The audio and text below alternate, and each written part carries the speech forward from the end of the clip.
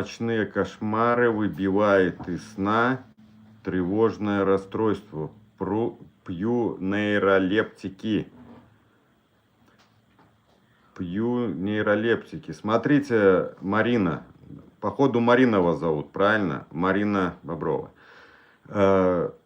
В работе с этим тревожным расстройством там нужно работать и днем, и ночью. Вот смотрите, я не пил антидепрессанты и разного рода транквилизаторы. Ну, я уже рассказывал это не один раз, что как бы для пробы пару раз пил лирику, 2 раза лирику пил и 2 раза и 2 раза пил кутипин. 2 раза пил кутипин.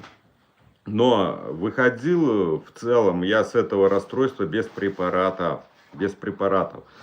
И поэтому у меня как были серьезные проблемы днем, так у меня и серьезные проблемы были с ночью. У меня был страх перед сном.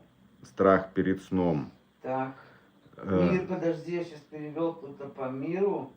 Сейчас я скажу. Марина. Так, Ирина К, благодарим.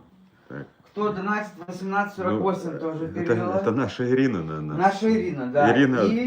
Ирина, благодарим. И Наталья еще не появилась, но мы ее ждем, у нее тоже. Да, у нее будут вопросы, сразу я вопросы уже отвечай. Ну, чтобы ты знал. Я знал, я уже понял. Все.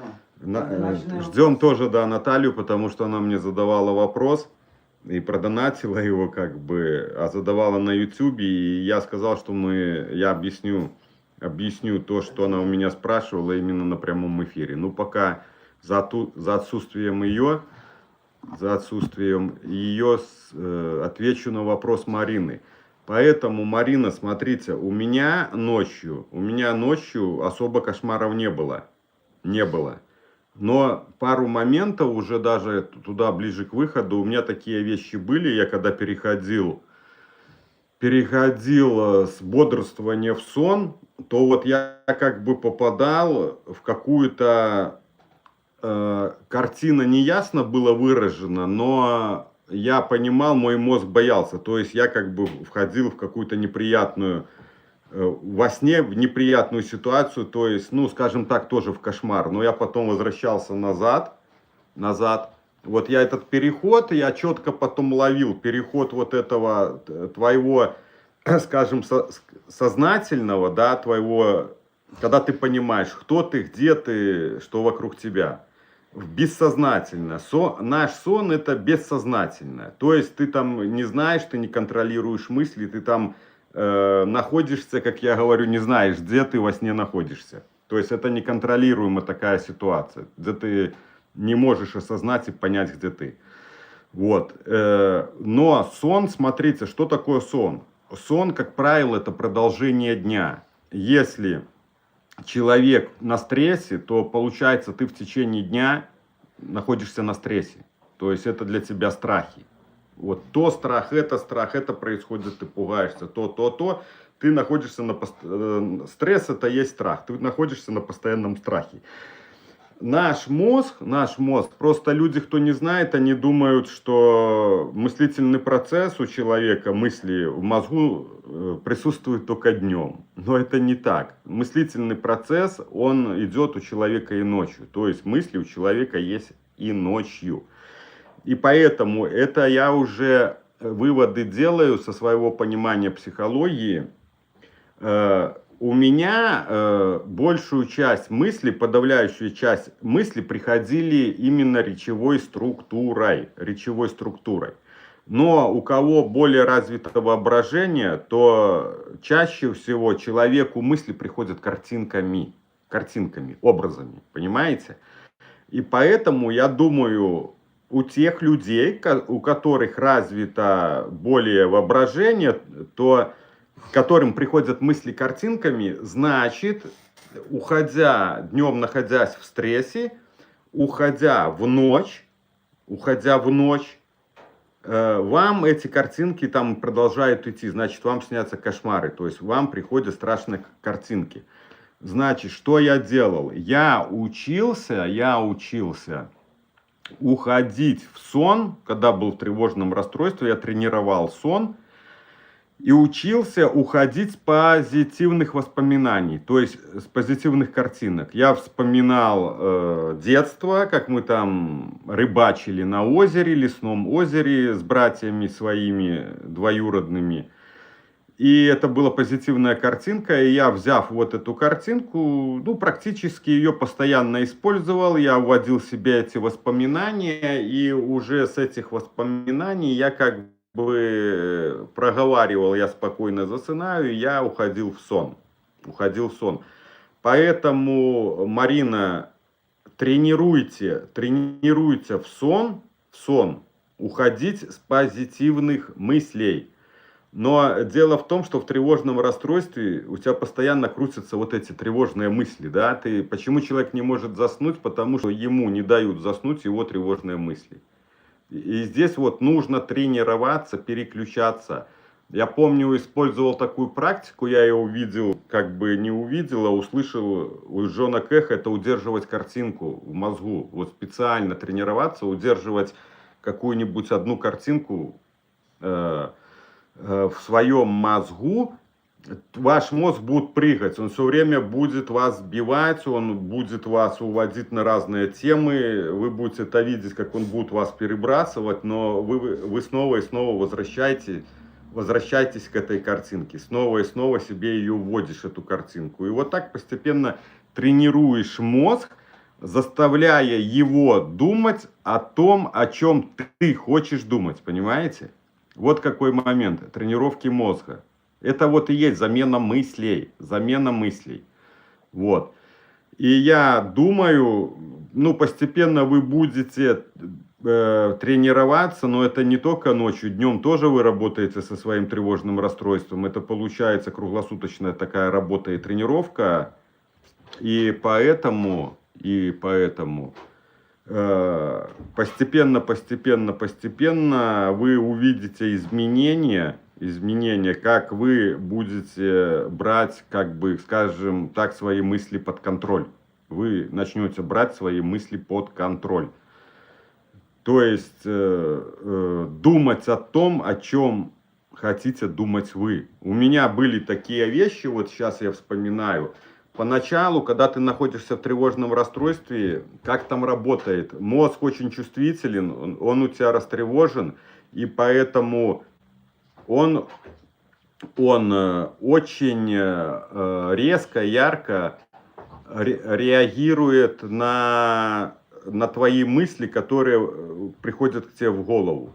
Но смотрите, как там еще происходит. Когда ты с ними разделяешься, учишься с ними разделяться, с этими мыслями, то твой страх начинает уменьшаться. Значит, чувствительность мозга, она начинает постепенно становиться меньше и меньше. То есть, получается, как бы мозг потихоньку успокаивается. Потому что я помню, у меня были такие вещи, я боялся своих мыслей. Вот у меня мысль некая появляется, да, там негативная или тревожная, и мой мозг, вот я видел, он как бы от нее раз и убегает. То есть вот только появляется мысль, и мой мозг сматывается от этой мысли, он как бы убегает от этой мысли. Потому что когда вы не хотите этих мыслей, вы начинаете их бояться, вы им начинаете придавать значимость. Но это происходит от того, потому что у тебя нет инструмента и понимания того, что с этими мыслями делать. То, что с этими мыслями делать. И поэтому ты их начинаешь бояться, ты их начинаешь не хотеть, и у тебя начинает формироваться страх перед этими мыслями. И чем больше ты их боишься, значит, боишься ты, значит, и боится мозг этих мыслей. И вот так ты выращиваешь себе страшные мысли, вот, которые приходят, и они для тебя страшные, они тебя пугают, вот эти мысли.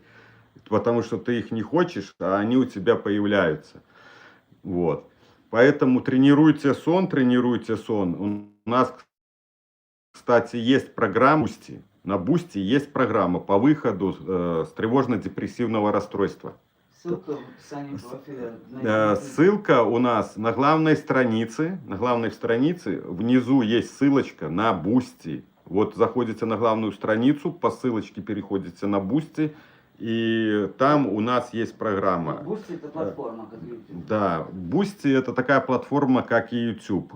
Она там, ну, у нас незначительно нужна, ну, за копеечку нам там оставить, как бы, для нашей работы, чтобы мы, да, чтобы какая-то копеечка была развиваться.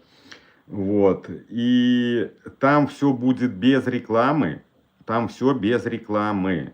Когда нету рекламы, это дает возможность человеку сфокусироваться настолько, насколько он может на роликах, чтобы понять то, что я там объясняю. То, что я там объясняю. И как я еще говорю, вы не поймете там все с первого раза. Во-первых, потому что у вас тревога, а тревога не дает человеку сфокусироваться. Это первая причина. Вторая причина, вы будете находиться еще под искажениями.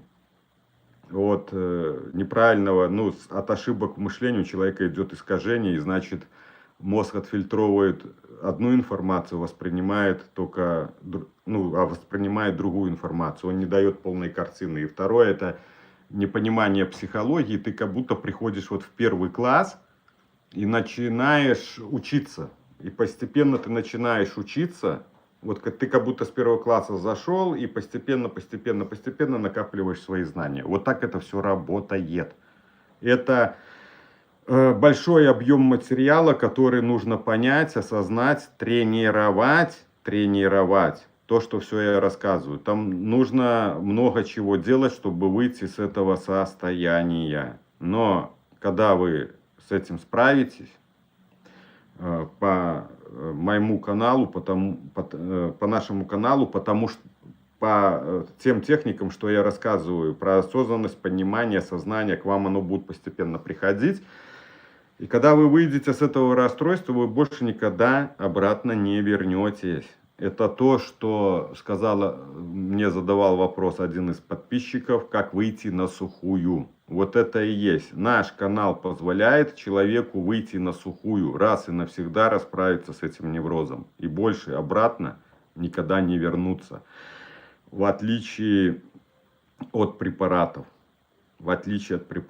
Препараты, они помогают временно, но они, как правило, все равно не дают полного такого исцеления. И через какое-то время, у кого-то больше, у кого-то меньше, человек снова залетает на эту дорожку. Он снова скатывается в этот невроз. Наталья зашла наша. Вот.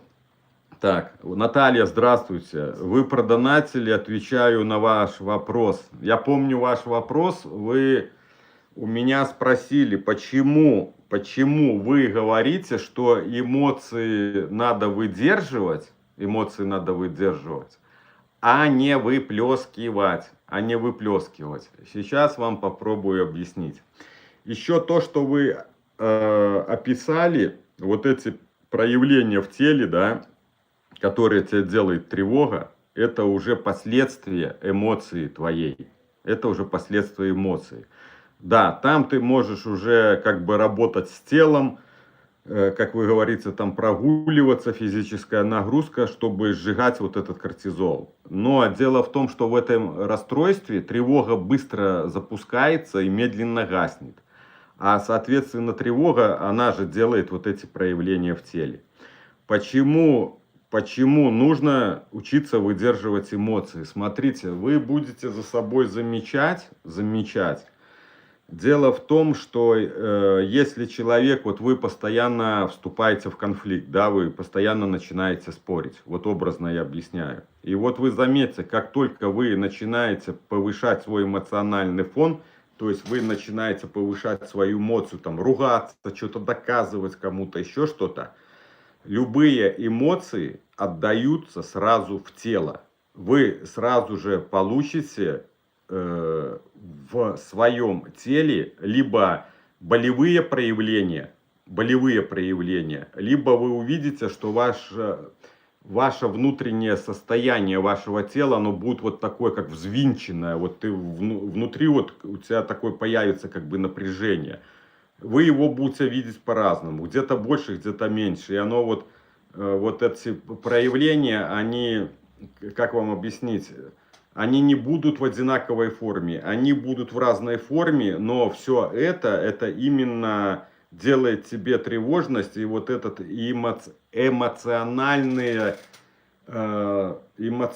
всплеск, когда ты вот вступаешь в крики или в какие-то споры. Я это очень хорошо наблюдал за собой впоследствии, вот когда я вышел с невроза, и когда ты где-то в споры вступаешь, что у меня тут же появлялись болевые ощущения, и я видел, как у меня все вот подымалось, то, что говорят, поднялись нервы у меня, как правило, люди говорят, у меня поднялись нервы, вот.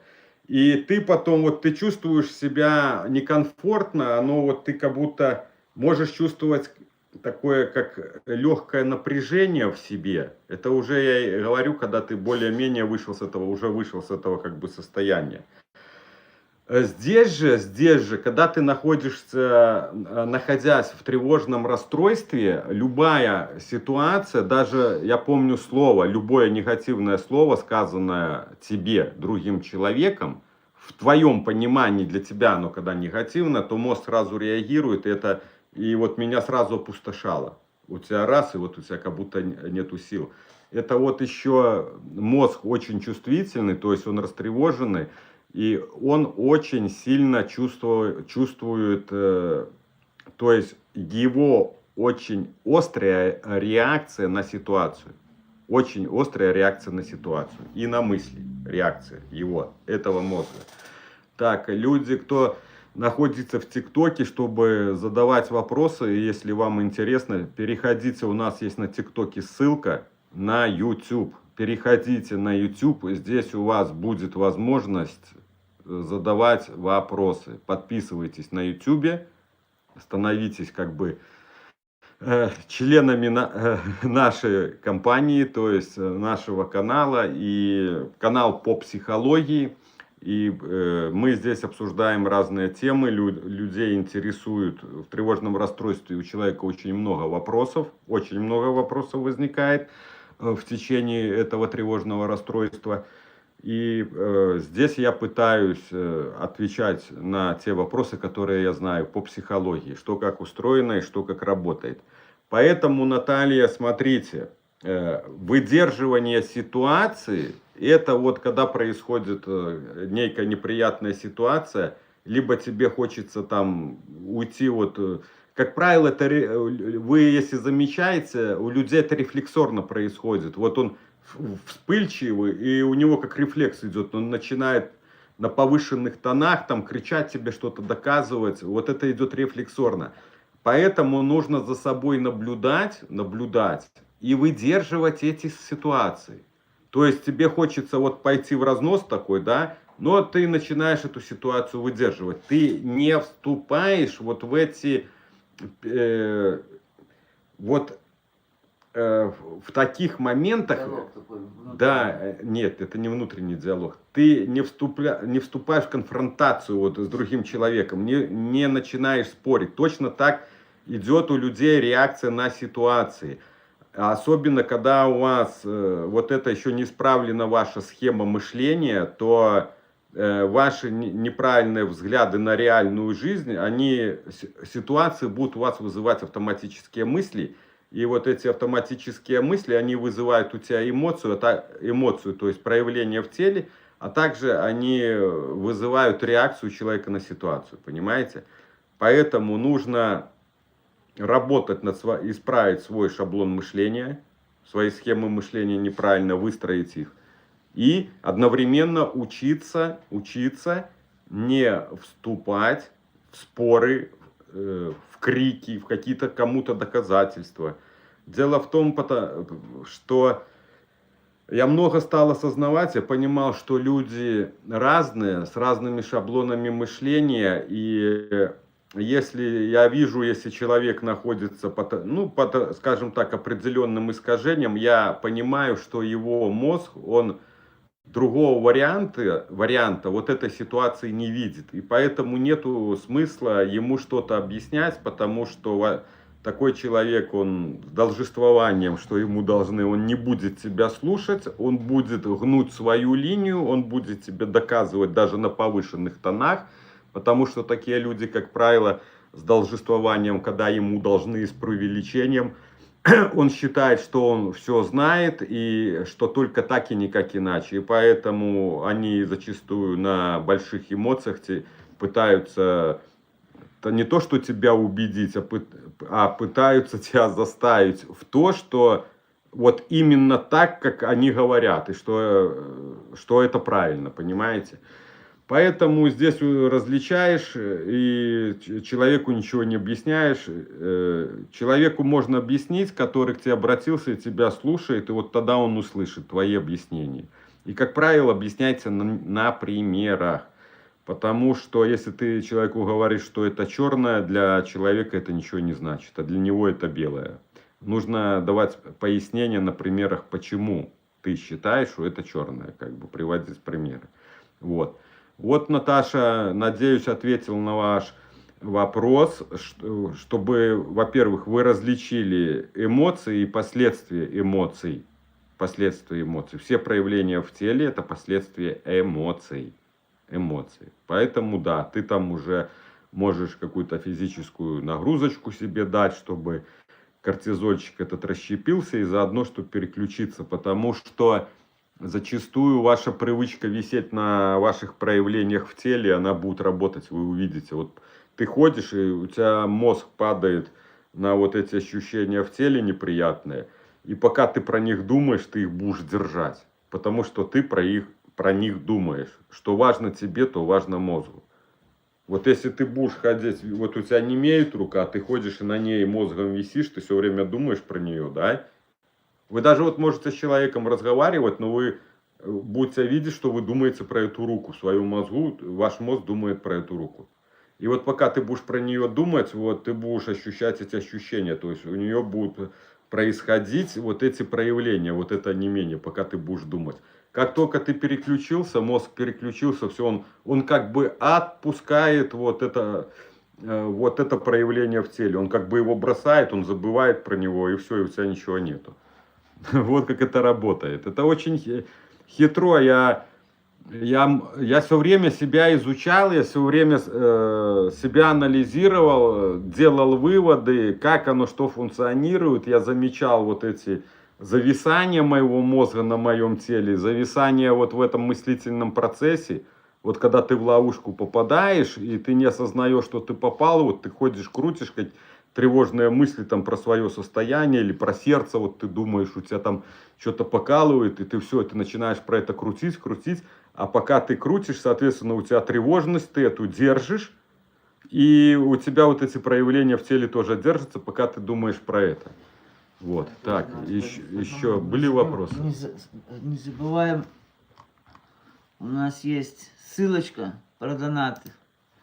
В ней написано про донаты. Не забывайте про нас, про наш канал. Так, да, ребята, вас больше и больше становится, поэтому в первую очередь отвечаем на те вопросы, которые будут продоначены. Так, Светлана, Саша, пока никого нет, хочу вам написать, позавчера пролежала в таком депрессивном состоянии, целый день не плакала и еле двигалась.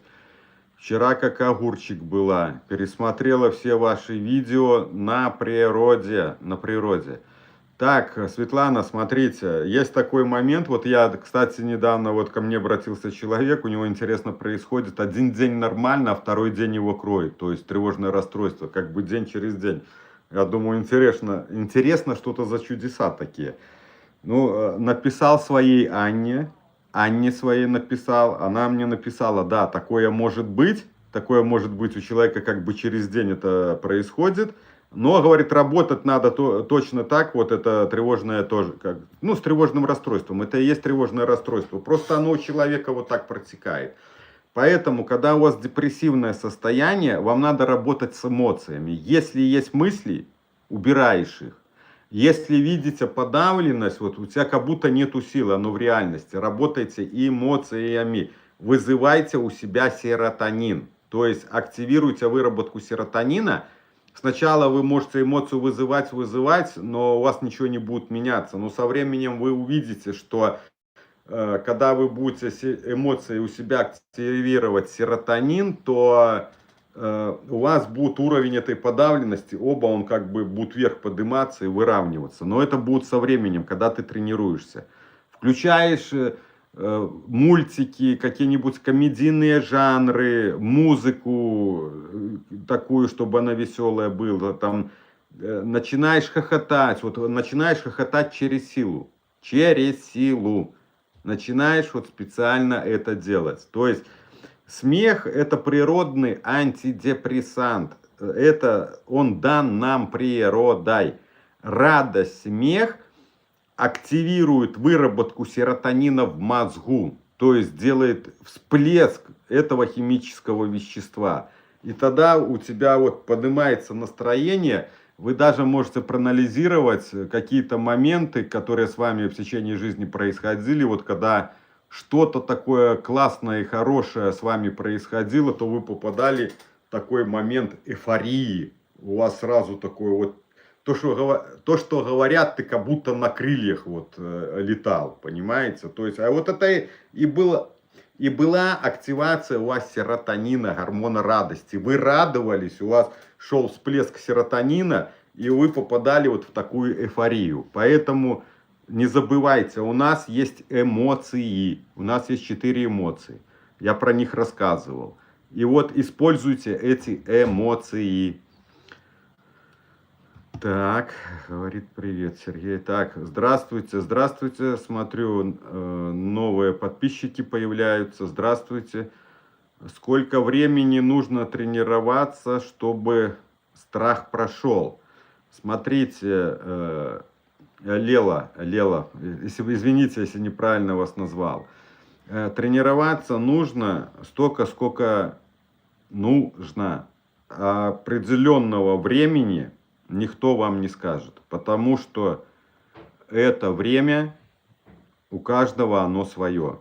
Зависит от разных параметров. Например, от глубины просадки человека, сколько он был лет в этом расстройстве, от интеллекта человека, насколько он понимает, ему доходит то, о чем, например, рассказываю я, либо рассказывает какой-то другой психолог. То есть разные факторы влияют на это. Поэтому никто конкретного времени вам не скажет. И когда я выходил с этого состояния, я тоже это знал. И поэтому я себе говорил, я буду тренироваться столько, сколько надо. Я не ограничивал, я наоборот в свой мозг внедрял, что у меня сил хватит на сколько угодно времени. То есть для меня время, оно было бесконечно, как бы в понимании моих сил в работе с этим расстройством, тренировка с этим расстройством, что у меня этих сил хватит на любое время. Я его себе не ограничивал. И вот эта ошибка, когда человек ограничивает, ой, мне там вот за 3 месяца я должен справиться, он себе ставит вот этот, программирует себя на 3 месяца, а к 3 месяцам не происходит того, чего он ожидал, и значит мозг, он тебя дал ресурс на 3 месяца, а потом ты получаешь такой удар, как я говорю, под дых. Тебя сразу это выбивает, у человека подавленность, разочарование, что у него не получилось, и он, как бы, как я говорю, его сшибает, и он падает очень сильно, понимаете? Поэтому нужно правильно себя программировать. Нужно правильно себя программировать.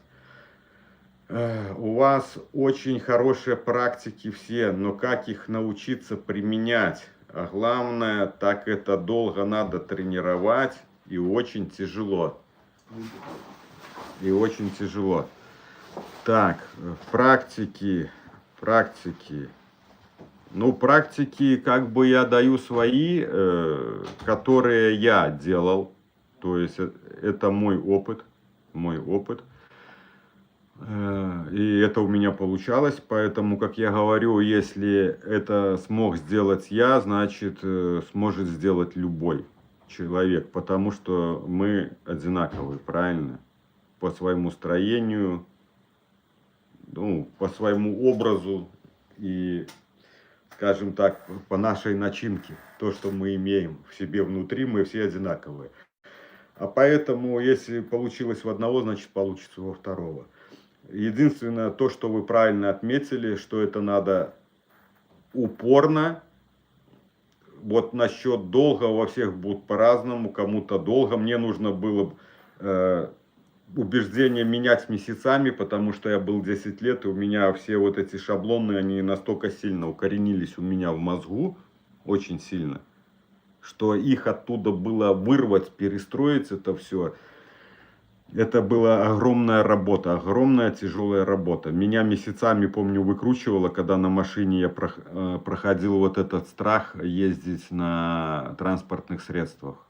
Я помню, на несколько месяцев вот меня выкручивало. Я за рулем не ездил, а ездил на пассажирском сидении сбоку, да. И вот каждая поездка меня захватывал страх, и меня начинало выкручивать. И вот эту штуку я проходил 2 месяца, уже осознанно проходил. Проходил вот этот страх езды, чтобы мозг перестал этого бояться. Ну, а до этого времени меня тоже крутило годами. Вот. И когда я не знал, что со мной происходит, оно уже развилось во мне, закрепилось, вот эти шаблоны страха. И меня постоянно крутило. А чтобы пройти этот страх уже осознанно, когда я проходил его, мне понадобилось 2 месяца, вот, чтобы мозг, как я сказал, перестал реагировать, перестал бояться вот дороги езды. Вот. А главное, так это долго надо тренировать, и очень тяжело. И очень тяжело. Вот смотрите, Светлана, вот у вас, мне надо долго тренировать, и это очень тяжело. Вы транслируете свои мысли. Вот эти мысли, что это долго и тяжело, вот они могут у вас вызывать подавленность и, то есть, деморализацию вас. Вот эти мысли. Обратите внимание, они на вас влияют, когда к тебе приходит мысль, что тебе надо долго. Это будущее. Это будущее. Долго – это будущее, правильно? И вот эта мысль тебя деморализует. У меня такое было. Вот я показывал вчерашний день, сегодняшний день и завтрашний день. Вчерашний день – это негативный опыт твоего состояния. Он закреплен в мозгу. Когда эта мысль приходит, у тебя вызывает страх, тревогу. Да? То есть вот это воспоминание, оно тебя подавляет. А соответственно, мысль приходит еще будущего, завтрашнего дня.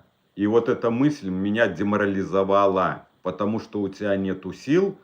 А когда вот как подумаешь, эта мысль приходит, что это и с тобой и завтра будет, и тебя эта мысль деморализует, у тебя опускаются руки. Поэтому мысли эти убираешь. Отделяешься, спариваешь их, все будет хорошо. Убрал эту мысль и работаешь в моменте, тренируешься в моменте. Как я говорю, силы всегда будут на один день. Вселенная сил даст на один день.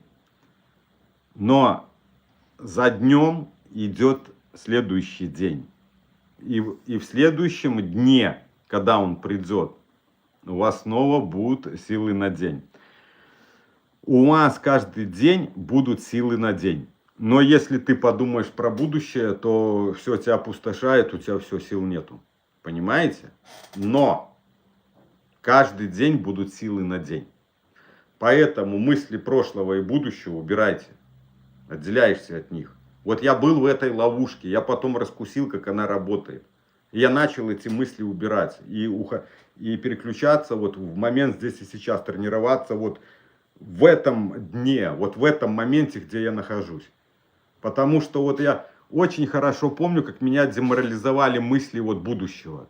Что у тебя это состояние, и вот оно с тобой как бы там навсегда, и ты с этого не выйдешь, и это никогда не закончится.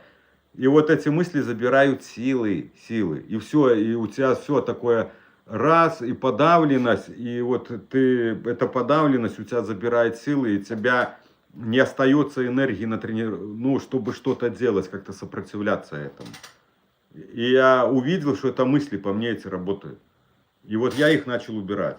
И когда я начал с ними разделяться, то они по мне не работали. Либо чуть-чуть меня цепляли, вот проявления эти, они как бы зажигали в теле, ну, воспроизводили. Либо вообще они по мне не работали. Я их сразу убирал и уходил в момент здесь и сейчас, переключался и тренировался в моменте.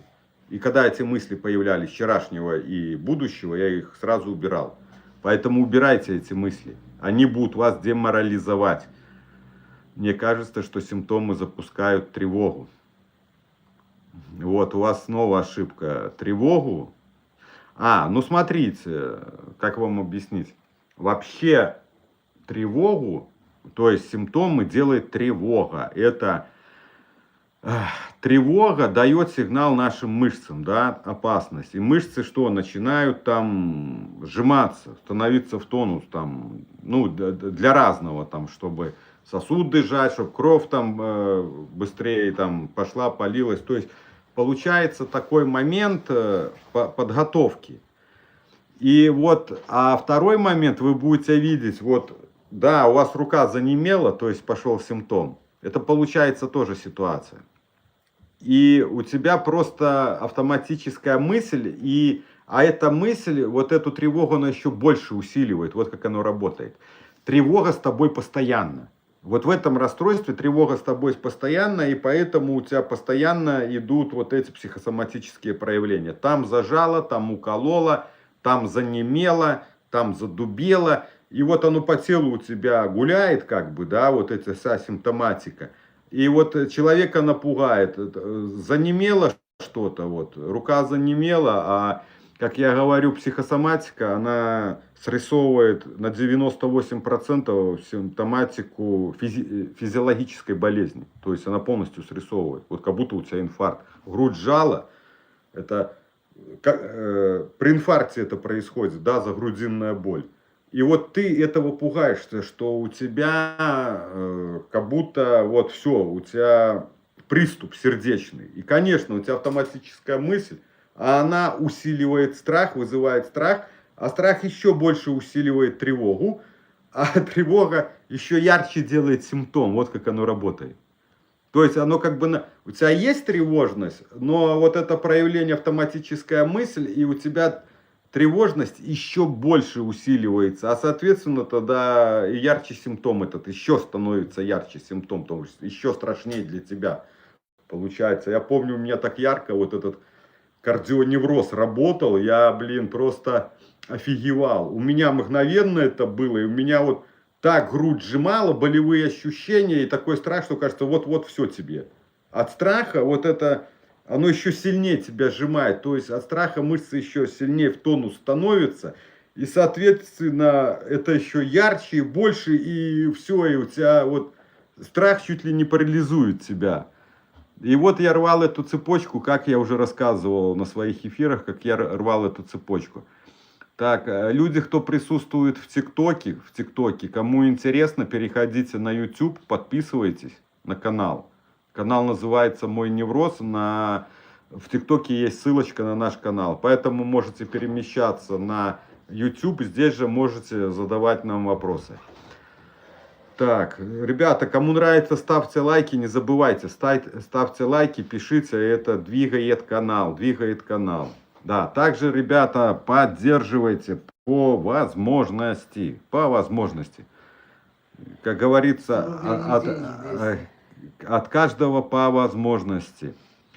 Есть программа на Boosty на главной странице. У нас в YouTube на главной странице внизу есть ссылка на Boosty. Там есть программа по выходу тревожно-депрессивного расстройства. А также там тоже есть прямые эфиры. И все там без рекламы. Там все без рекламы. Поэтому кому нужно, либо кому интересно, переходите туда. Так, идем дальше. Времени нужно тренироваться, научиться применять их. Главное, так это долго надо. Мне кажется, что симптомы запускают тревогу, не болит, не тревожит ничего и спокойно. Только кольнуло и все. Мысли и тревога. Так вот, Светлана, вот это кольнула ситуацию. У тебя сразу автоматическая мысль. И вот с этими мыслями надо работать. Вот я уже рассказывал не раз в своих эфирах вот эту цепочку, как оно происходит. Вот эту цепочку как оно происходит. Так, сейчас вот если у меня здесь в моих бланках есть, я еще раз покажу.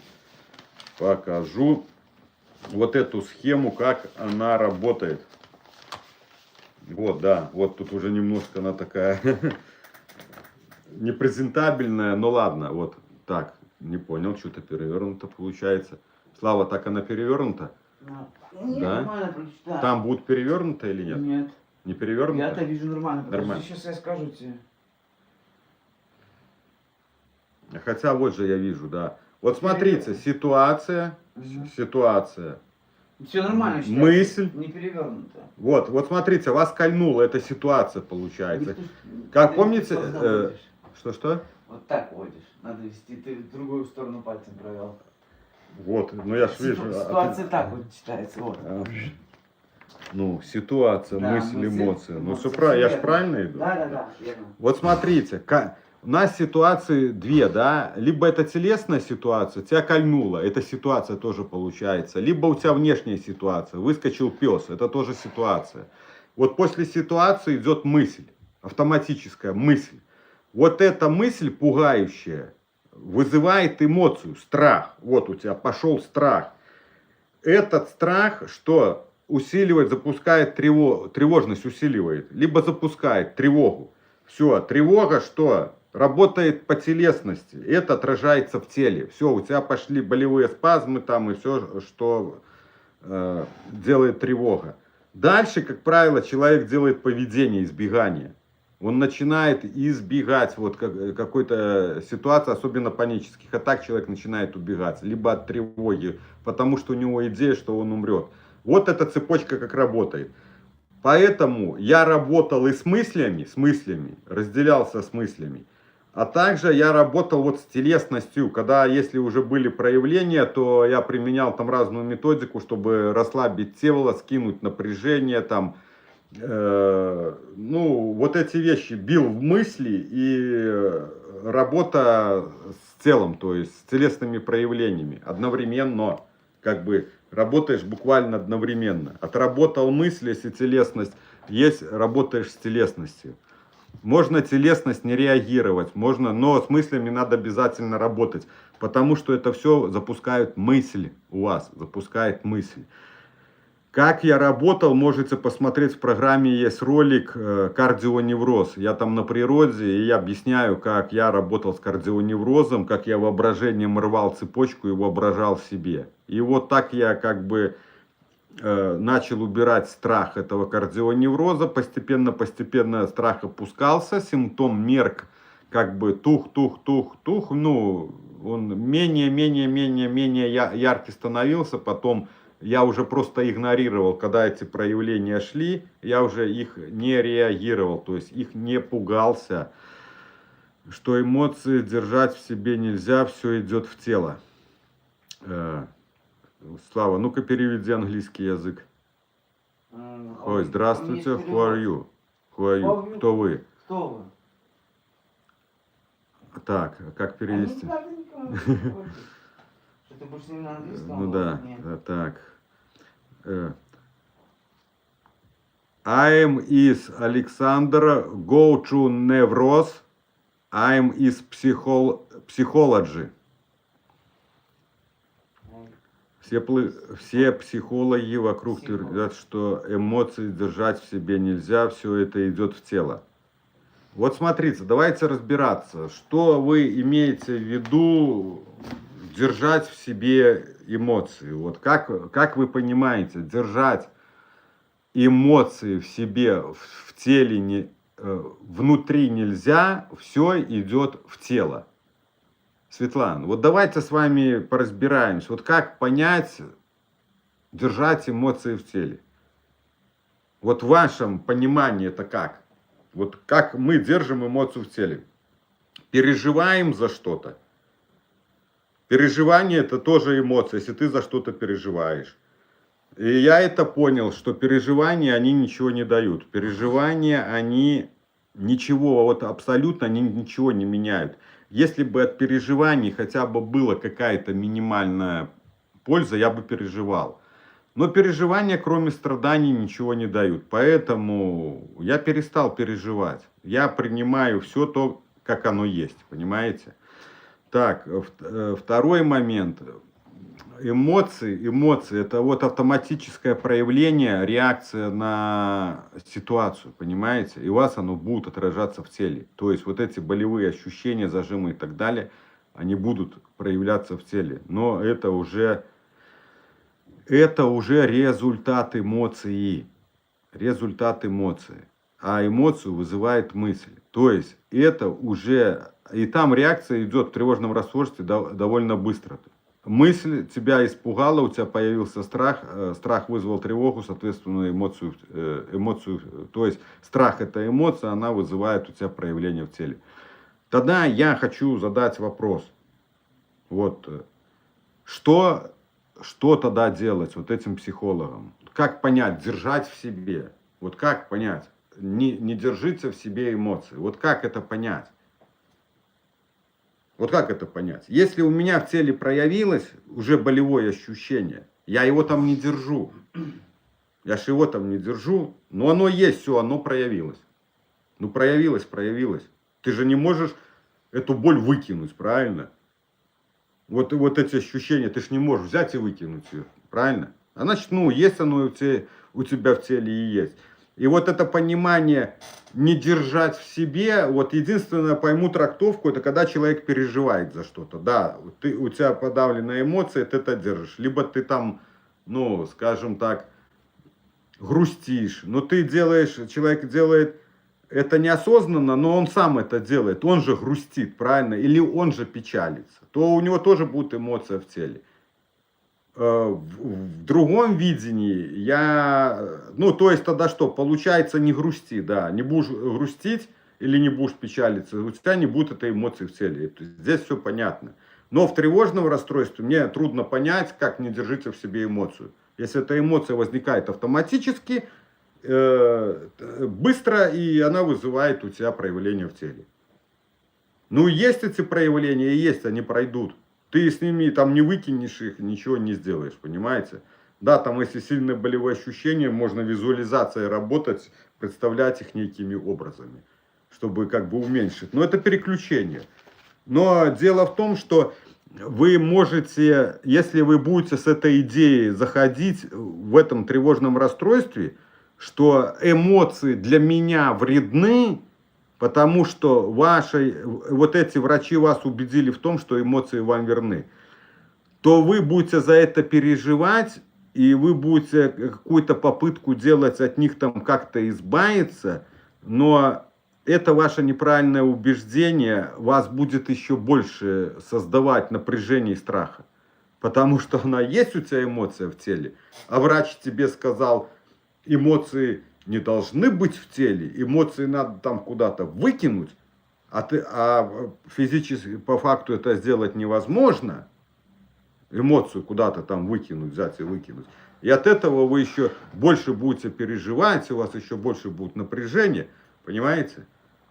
Поэтому поменяйте убеждения, но есть и есть, ничего страшного.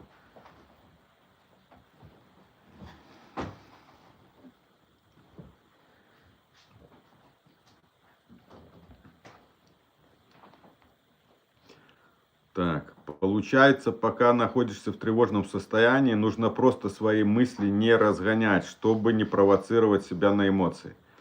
Смотрите, Наташа, первое, вам надо понять, даже если мысль по вам сработает, вызовет проявление в теле, да, эмоцию, страх, в этом страшного ничего нету. Вот это надо осознать, что в этом опасного для вашей жизни ничего нету. Убрать вот это неправильное убеждение, которое вам и будет провоцировать еще большее напряжение. Потому что оно будет по вам проходить. И это у вас будет. А если будет у вас убеждение, что это для меня опасно, то мозг еще больше будет бояться. То есть вы еще больше будете тревожиться, у вас еще больше будет страха. И запомните самое главное. Все на нас влияет так, как мы это воспринимаем. Как мы думаем про это, так по нам это и работает. Я просто задал Анне один вопрос. Находясь в этом расстройстве, в стрессе постоянном, да, все же говорят, стресс это плохо, стресс это, оно влияет на твое здоровье, а у тебя там возникают разные болезни, стресс это очень плохо. А ты от него не уйдешь, ты сейчас находишься в стрессе, круглосуточном стрессе. Ты от него не избавишься, он у тебя есть. И я задал вопрос Анне. Анна, скажите, пожалуйста, стресс нас убивает? И она мне написала ответ. Если вы в это верите. И я понял, что мне надо делать. У меня ролик записан, вот этот ролик записан. И я стал говорить, что стресс меня делает сильнее. И я становлюсь только сильнее, понимаете? Я поменял убеждение на эту ситуацию. Вот это и есть поменять отношение к ситуации, да? Поменять отношение к ситуации, это значит поменять убеждение на эту ситуацию. Ведь любую ситуацию, она на нас действует ровно так, как мы ее воспринимаем. Правильно? Вот бегит пес, мы можем бояться пса, то есть он для нас страшен, мы воспринимаем этого пса, что он для нас страшен. И значит мы боимся, пугаемся. А мы можем, например, как вам сказать, начинать свистеть этому псу, радоваться этому псу. То есть вот разное восприятие ситуации, одной и той же ситуации. Либо злиться, если этот пес агрессивный, начинать злиться на него. Реакция на ситуацию. Не бояться, а наоборот злиться на эту ситуацию. Вот. Вот здесь моменты. Это правильно понимать, правильное убеждение формировать. Вот эти позитивные. Вот если я понимал, я не мог избавиться от стресса, а значит мне надо обратить свое убеждение, чтобы стресс работал мне на пользу. Чтобы он не убивал меня, а делал меня только сильнее. И вот ты меняешь убеждение, то есть ты начинаешь так говорить, а потом ты начинаешь в это верить. Когда ты в это веришь, это если ты программируешь мозг, и мозг работает так, как ты его запрограммировал. Как ты его запрограммировал. В тревожном состоянии мысли не разгонять на хамство. Это же пипец.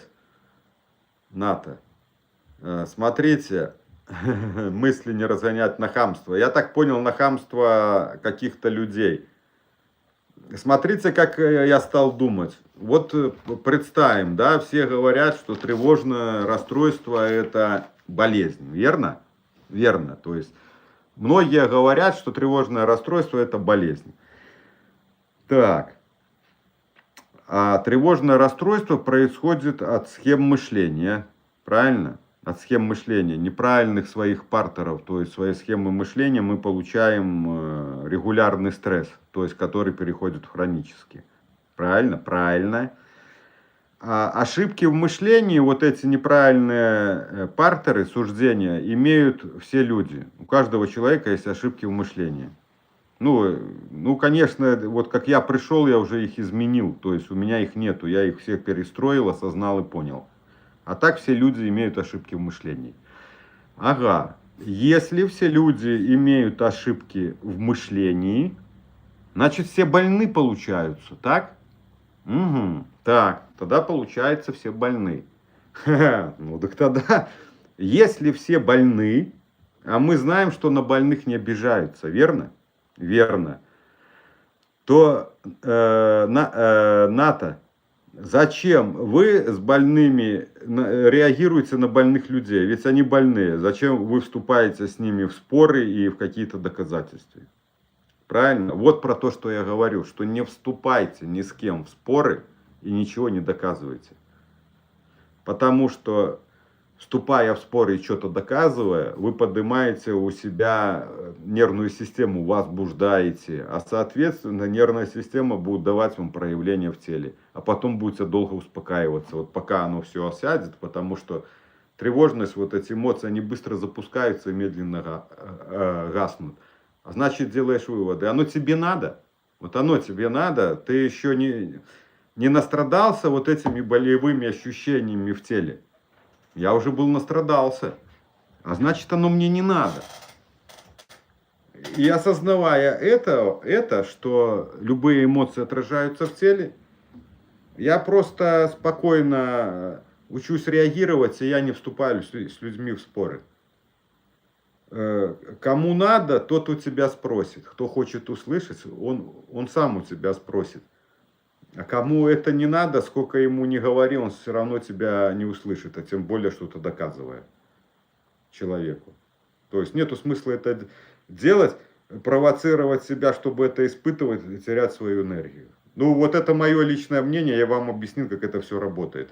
А дальше применять это, осознавать, понимать, это уже ваше дело. Это ваше дело. Любые эмоции отдаются в тело. Будете спорить, будете получать эмоциональное проявление.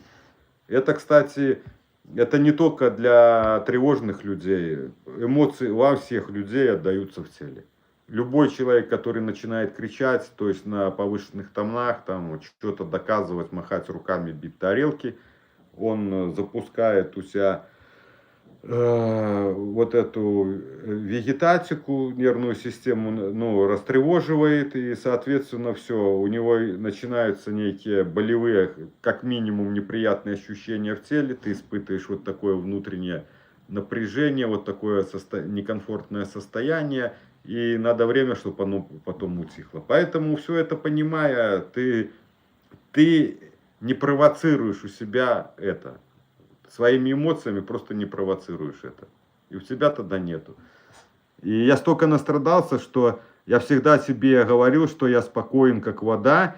Я всегда спокоен. Я постоянно себе об этом напоминал. Что я уже хотел очень сильно быть спокойным. Потому что я за 10 лет так настрадался, что меня вот этот невротизм, как говорится, весь уже вот тут был. И поэтому я хотел спокойствия. Я себе постоянно говорил, я всегда спокоен, как вода, и представлял себе озеро.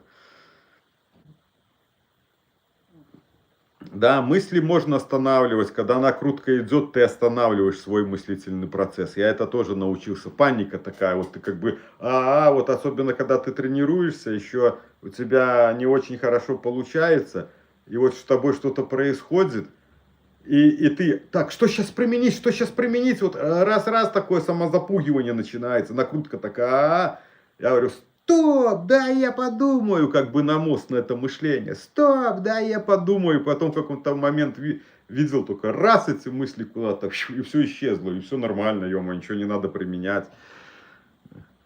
Здравствуйте, вы уже не первый говорите, что я на Харламова похож. Хотя в молодости был похож на Верку Сердючку, да? А теперь уже на Харламова. Вот. Свой межушной ганглий, когда мозг занят, до тревоги нет времени. Ничего себе, какие у вас слова, я даже таких не знал. Надо напрягать почаще свой межушной ганглий. Ничего себе слова. Вот. Так. Я от тревоги бахаю феназепам. Отлично снимает тревогу, страхи. Избавляет от панических атак. И вообще многое пофиг становится. Макс Д.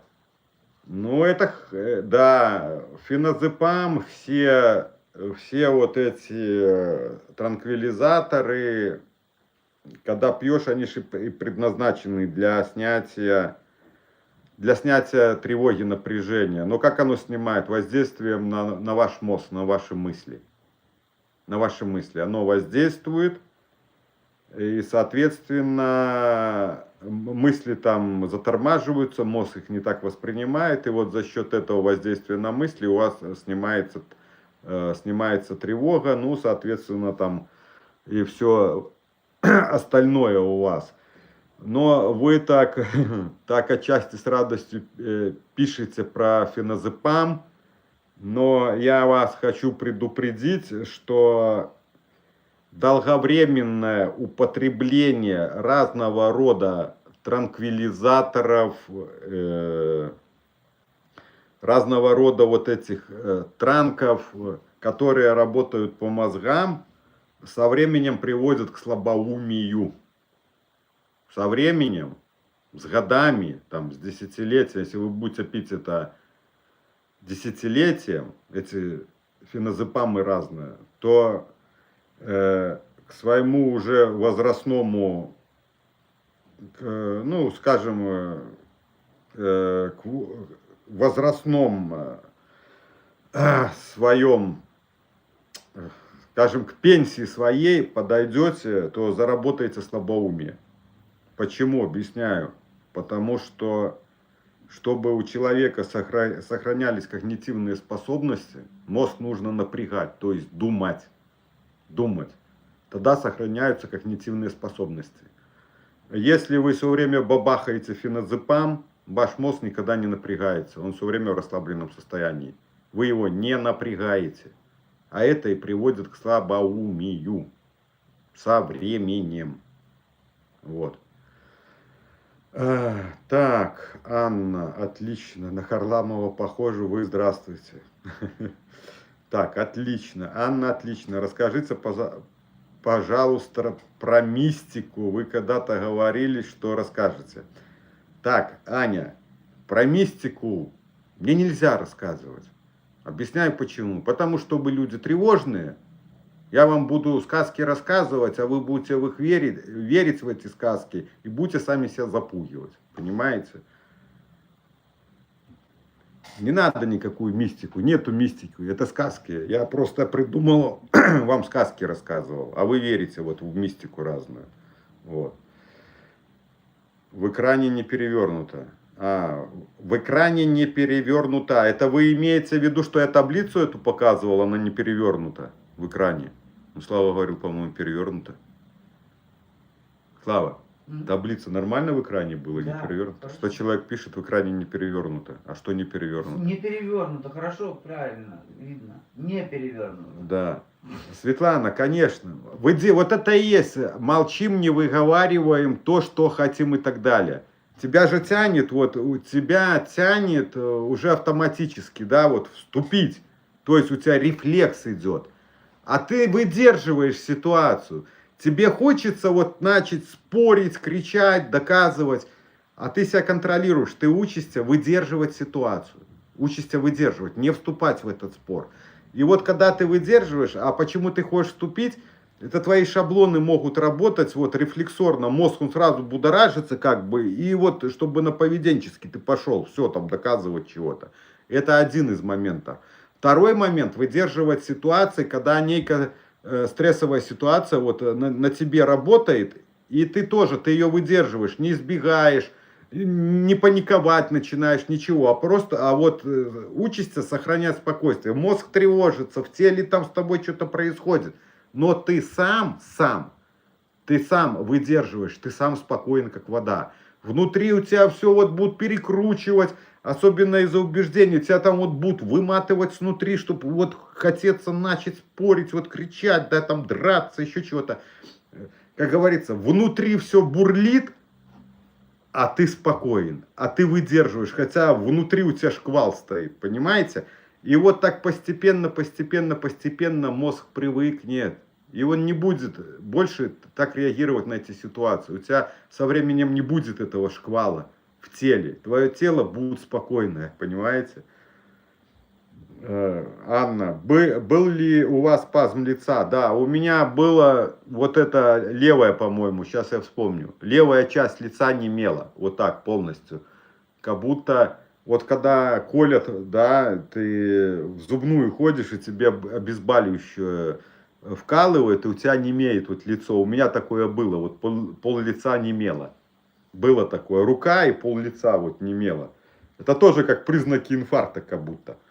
Еще может быть, у меня девушки симптом был, сейчас, да, и бог вспомнит, что-то она рассказывала. Челюсти вот сжимать может мышцы и сжимать, вот сдавливать челюсти как будто вот. Расфигачено, когда накопилось напряжение.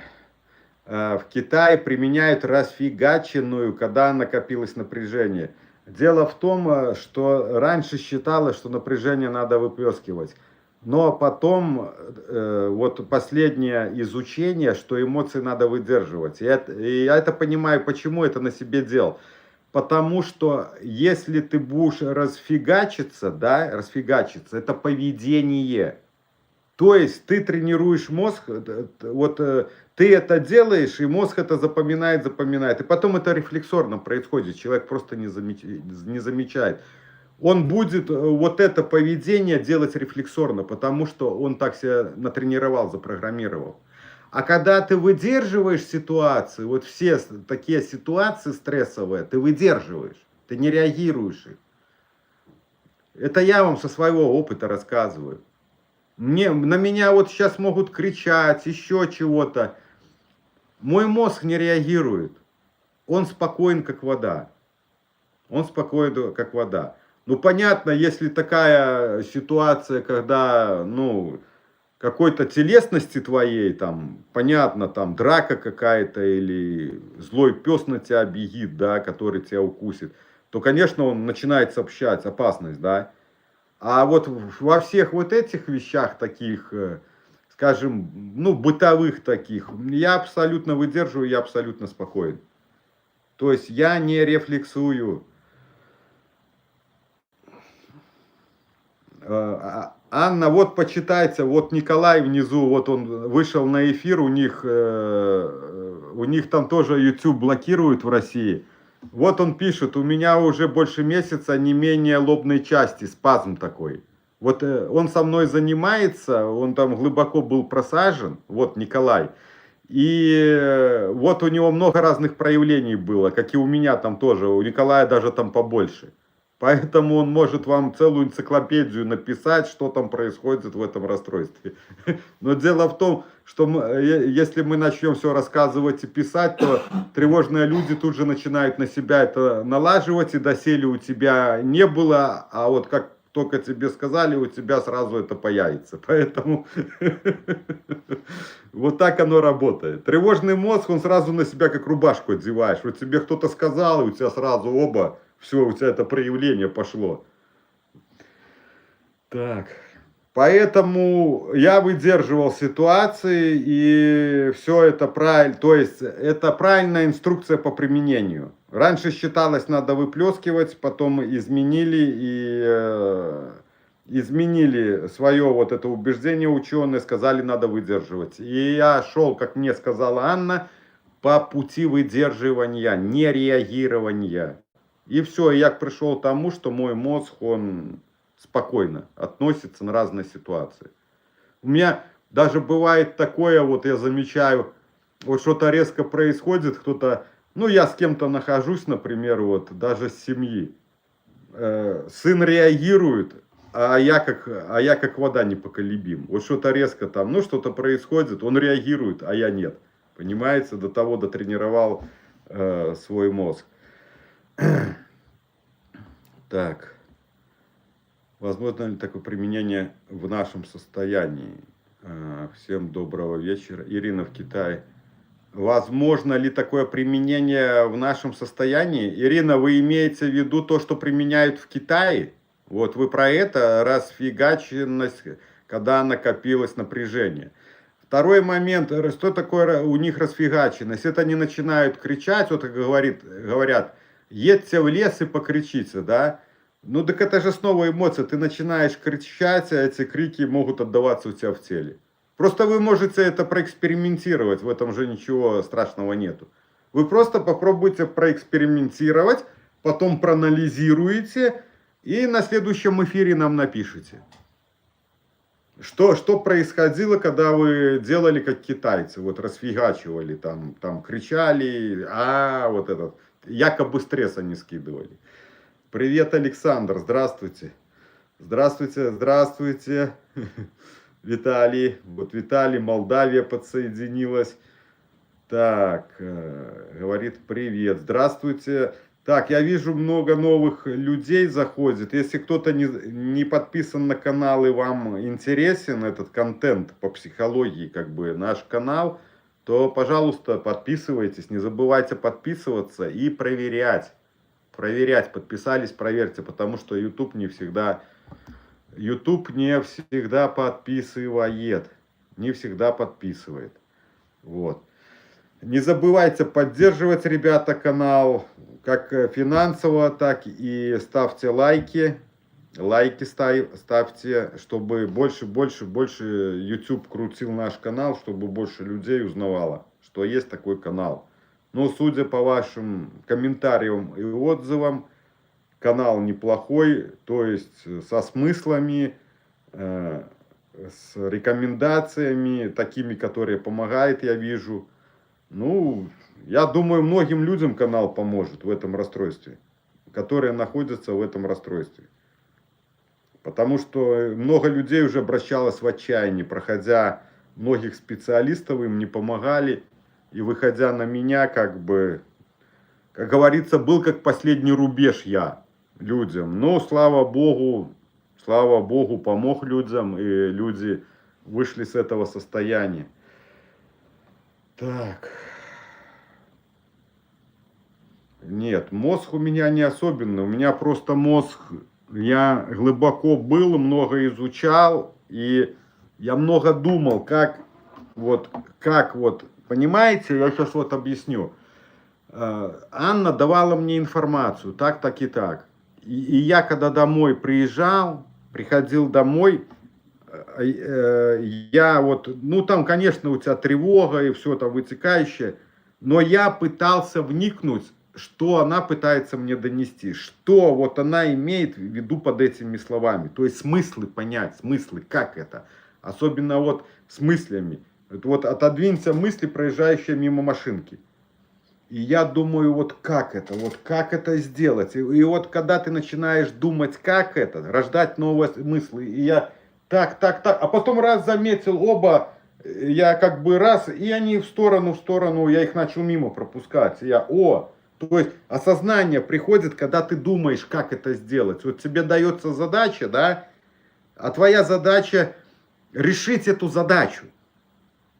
Решить, понять, осознать, как это сделать. И вот когда ты догоняешь, как это сделать, и через пробование вот это делать, и у тебя раз, ты замечаешь, начинает получаться.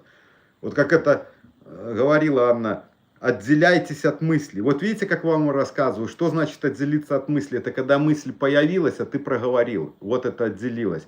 А она тоже еще тонкости такие, в этом не была, и тонкости она не знала, она, может, понимала, но она вот эту тонкость не объяснила. И я думал, что разделиться с мыслью, это значит, как предупредить, сделать как-то так, чтобы мысль не появилась. Вот это для меня было понимание разделиться с мыслью. Но это невозможно.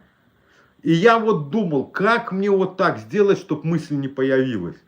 Думал над тем, чего невозможно. И вот почему я говорю, что здесь один из главных моментов, это правильно понимать, как это происходит. Если ты неправильно понимаешь, как это происходит, значит, ты уйдешь ложным путем. Ты, скажем так, будешь действовать, исходя из этого, как ты понимаешь, у тебя ничего не будет получаться. Потому что у тебя не получится, потому как ты неправильно понимаешь. Понимаете, как это работает?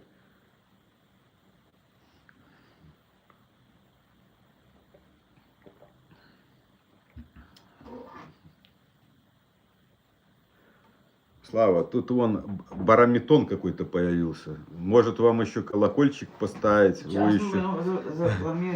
Барометон, если вы по делу вопросы задавайте, а если вы шутейки здесь рассказывать, то у нас не юмористический канал, это, пожалуйста, туда к юмористам. Заблокируем, если еще будут плохие сообщения. Так. Ой, Ирину нечаянно удалил. Ирина, извиняюсь. Слава на автомате удаляла барометоны и ваши сообщения удалил.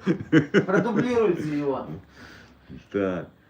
Очень помогло остановить мысли, как вы посоветовали, с Новым годом. Пошел нафиг, очень хорошо работает. Вот смотрите, я вам объясню, как это работает. Слава, дай-ка пультик. Вон, беленький там, беленький, черт, ну давай. Вот оно, смотрите, вот, как оно происходит. Вот у тебя мысль появляется, да, раз, ты же ее замечаешь, эту мысль, и она у тебя вызывает тревогу, либо страх, да, вот, мысль. И ты в этот момент, ты как бы эту мысль видишь со стороны, вот, пошла нафиг. Либо еще мысли можно дать некий образ мысли. Вот мысль приходит, ну вот то, что я имею под руками, кружечка, да. Вот мысль, кружечка, ко мне пришла мысль, кружечка. И вот эту пугающую мысль, ты как бы ей образ вот такой, даешь не пугающий образ, эту мысль видишь в образе. Оба к тебе пришла эта мысль. Но вот этому еще надо научиться, чтобы мысли ты как бы от себя вот отодвигаешь, видишь их как бы со стороны. И там вот интересный такой момент, понимаете, мысли, они тоже появляются двумя способами, я это хорошо видел. Вот когда шли негативно, они заходили со стороны. Они вот как бы извне шли. И вот я их видел хорошо, они извне заходили. И вот здесь, да, я их как бы отодвигал в сторону, сбрасывал. А второй момент, вот эти мысли еще тревожные, они как бы в голове зарождаются. Такое ощущение, ну вот их мозг воспроизводит. Вот оно как голос в голове там. Ты не справишься, например, ты не сможешь. Они вот как в голове зарождаются. И вот здесь я уже работал через проговаривание. Вот с этими мыслями, которые в голове были, я уже работал через проговаривание.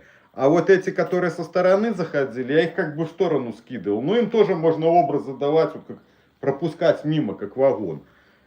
И вот это когда сильно по тебе мысли работали, просто там есть разные стадии. Там есть разные стадии, когда вот мысли по тебе работают, когда у тебя сильно растревожен мозг, и у тебя сформирован страх вот к этим мыслям, тогда они по тебе сильно работают. Ты бомбера заблокировал, бомбер вон снова что-то написал, какие-то задачи. Ну все, не надо, Слава вам задачки задает какие-то. Задачки задает.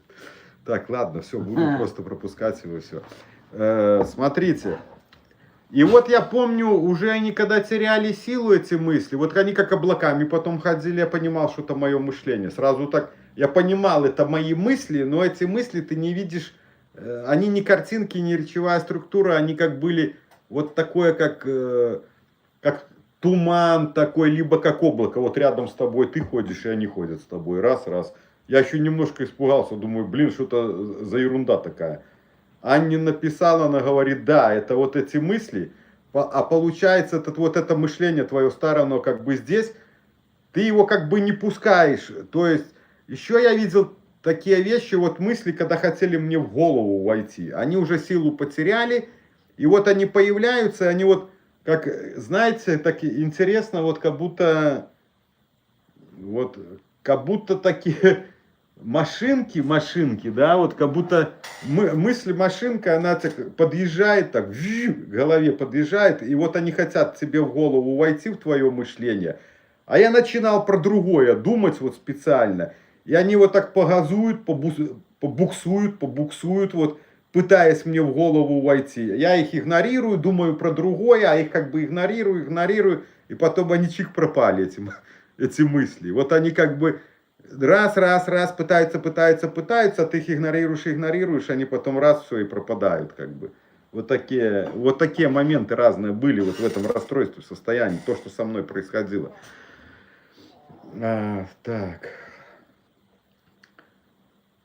Так, кстати, очень помогло. Так, да, Ирина, да. Ирина. Ты, может, Ирину заблокировал вообще, Слава, нет? Или ты комментарий только? Может, Ирину вообще заблокировал? Не. Потому что это Ирины не видно. Ирина, если Слава вас не заблокировал, пишите. Вот. Значит, ты неправильно понял. Так что правильно понимать надо. Ирина, пишите. Так, когда посылаешь нафиг мысли, то мозг сразу становится что? Когда мысли нафиг посылаешь, то сразу становится штопор. Как понять со стороны мысли в голове? Так, Ирина, поясни. Все, Ирина, а то мы уже думаем, ё-моё, Слава на автомате там блокировал одного человека, ну, скажем так, не по тематике. удалял и вас на автомате. Так, Ирина, поясните, пожалуйста, вопрос. Как понять со стороны мысли и в голове? Как понять? Ну, смотрите, вы же мысли свои видите, верно? Вот вы сформировали привычку, все люди в тревожном расстройстве, мы как бы научились все в мозг смотреть. И вот когда ты в мозг смотришь, ты видишь, откуда у тебя появляются мысли, как они появляются, мысли. И я видел, вот когда я был в депрессивном состоянии, вот эти негативные мысли, они шли у меня со стороны. Они шли извне, вот смотрите, наш первый мыслительный процесс вот здесь находится. Вот, Виктория Николаевна, перевод. Виктория Николаевна, благодарим. Благодарим. Ирина, Виктория Николаевна, Татьяна, благодарим за финансовую поддержку.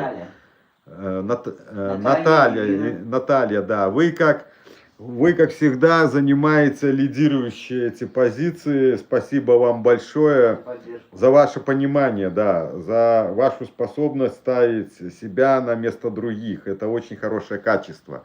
Я вами горжусь. Вот. Так, смотрите, вернемся к мыслям. Я видел, они вот заходили вот извне со стороны, понимаете, вот здесь корковый мозг, мыслительный процесс у нас здесь происходит. И вот насколько я помню, когда по одной они как-то вот рождались, вот как будто у меня вот здесь где-то в голове, вот здесь они рождались. Хотя вот если мыслительный процесс здесь, но мне кажется, вот такой голос, как тебе говорит мне, вот раз, и мысль у тебя возникает. То есть они двумя способами появлялись. Первый способ, они как бы заходили со стороны, извне. Я это хорошо видел. И второй способ появления мысли, это рождение мыслей нашим мозгом. Потому что мысли к нам приходят со Вселенной. Это один способ появления. Со Вселенной. Точно так мы и посылаем мысли во Вселенную. И можем обратить мысли к себе, да? Когда говоришь, я сильный, это обращение к себе.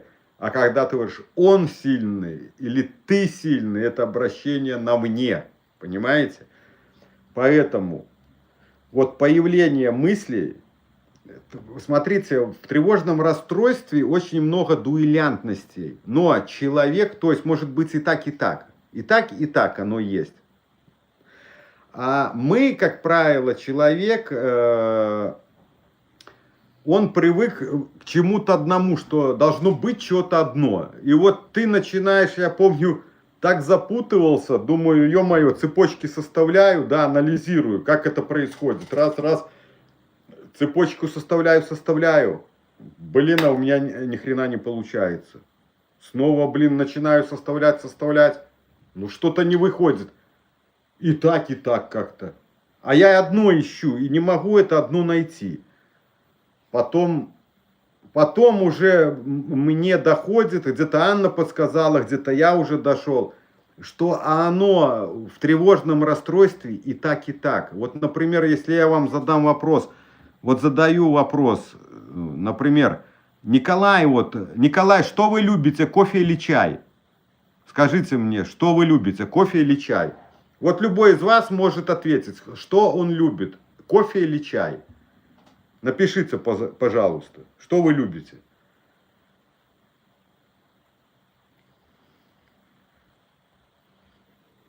Кто-нибудь напишите, что вы любите, кофе или чай.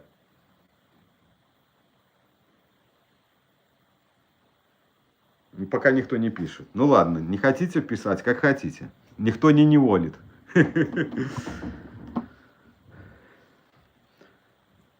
Кофе. О, Наташа любит кофе. Чай. Вот это и есть способность человека выбирать что-то одно. А вот я люблю кофе и чай. Когда-то кофе попью, когда-то чай попью. Понимаете? И то, и то. А вы каждый что-то одно выбираете. И вот эта программа, она и работает в тревожном расстройстве. Ты ищешь что-то одно. Вот оно должно быть каким-то таким одним образом. А в расстройстве оно может быть и так, и так. И вот ища в поиске решения, поиске ответа, в в решении этой задачи ты никак не можешь, у тебя не получается, у тебя не сходится, понимаете? А потому что ты один ответ ищешь. Как оно должно, вот один ответ. А оно ты крутишь, оно не получается. Ну, вроде бы вот так должно получиться, а ни хрена не выходит. А получается там и так, и так. И так может быть, и так может быть, понимаете? Вот как вопрос, что вызывает как-то мысли и тревога, тревога и мысли. Мысли вызывают тревогу, и тревога, она работает по мыслям. Тревога, то есть, тоже влияет на мысли. То есть, это взаимосвязь. И так оно работает.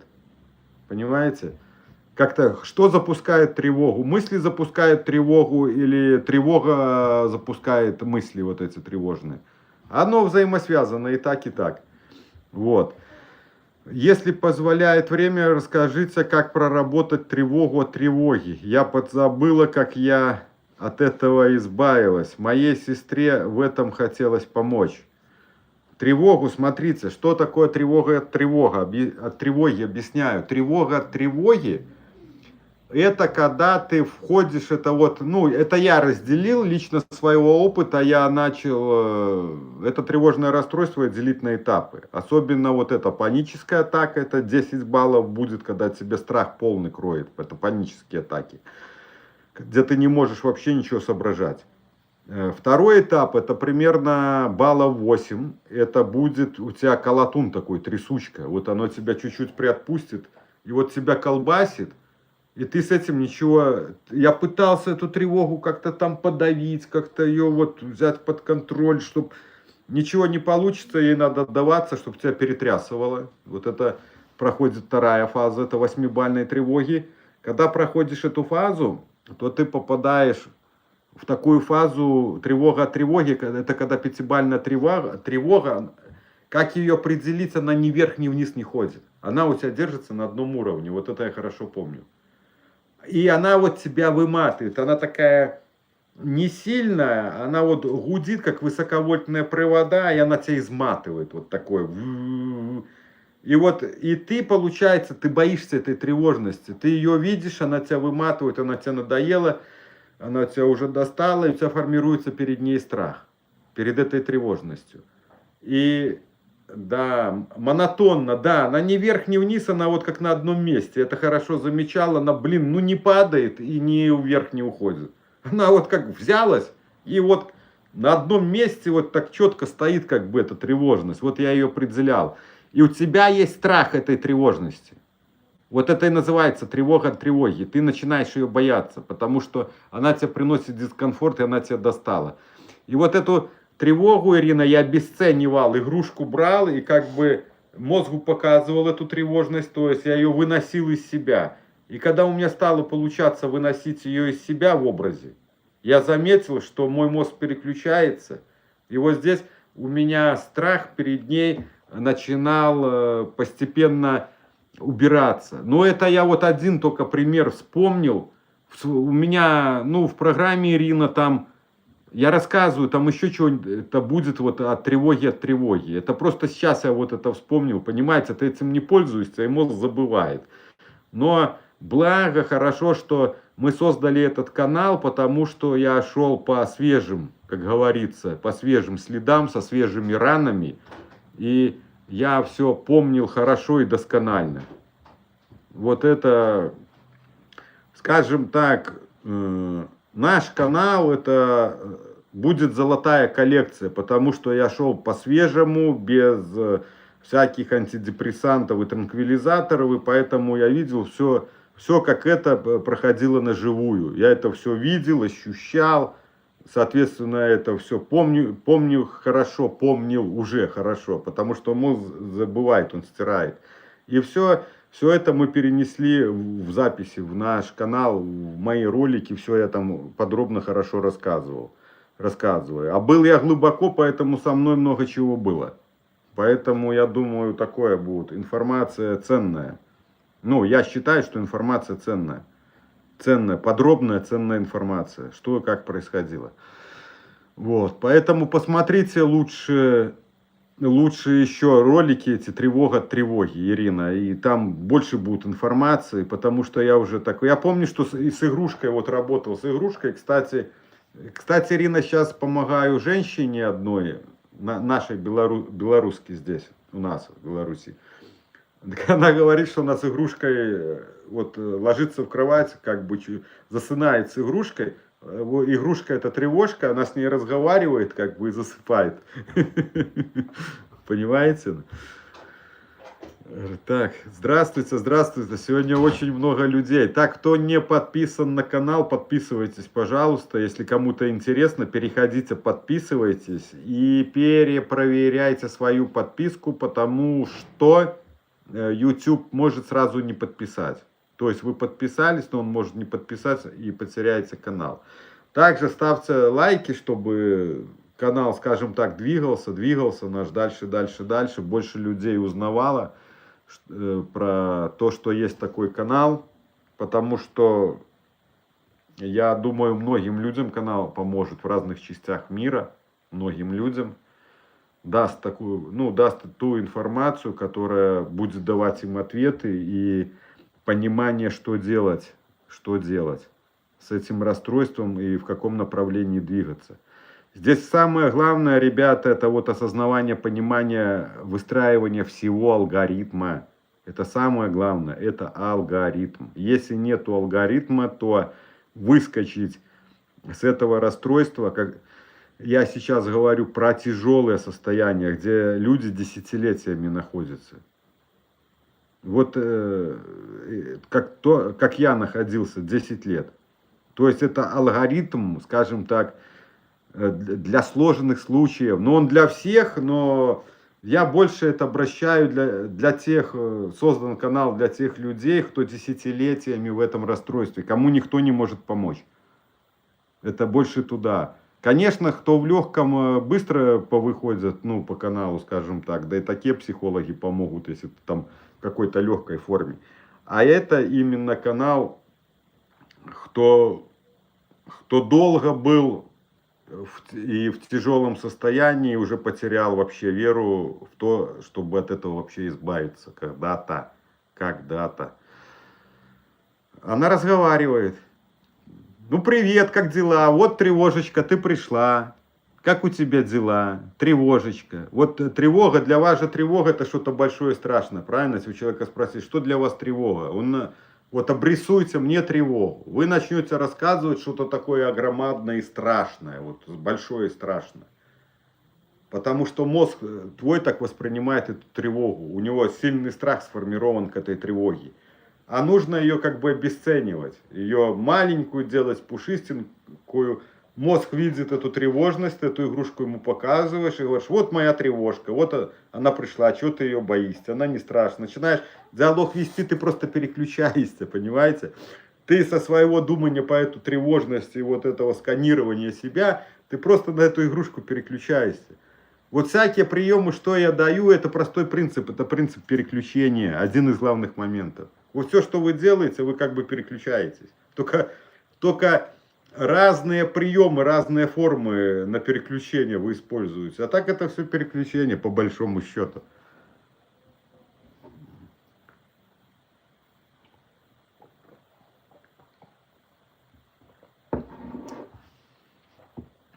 Вот.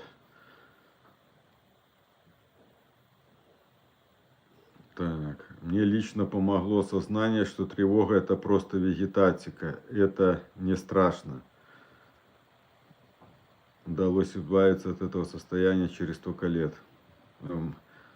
Ну, видите, для каждого свое понимание, но я в мозгу уже, эта тревога так надоела и так тебя зашугала, ты ее уже взрастил в своем мозгу, ты ее не хочешь же, правильно? Человек ее не хочет, потому что она приносит страдания.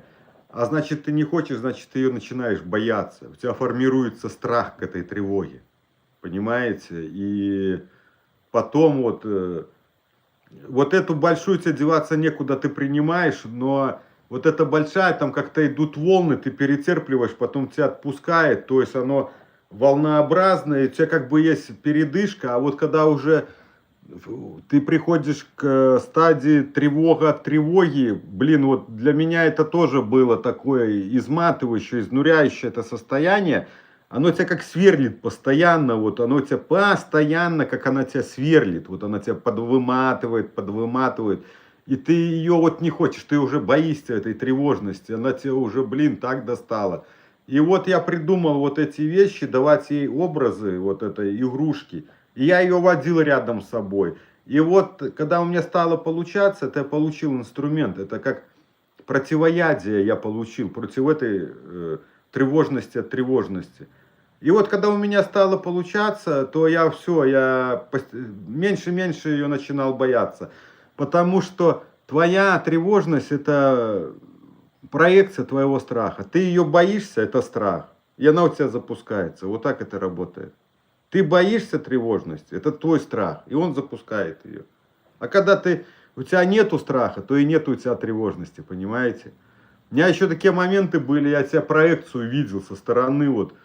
Я помню, ехал на прием к Анне, и вот у меня тревожность это гудит, включилась, и у меня вот метров 4 боковым зрением, как баннер, я плыл, я видел себя по поясу, вот как бы по пояс, вот как в городах баннеры рекламные большие стоят такие, билборды.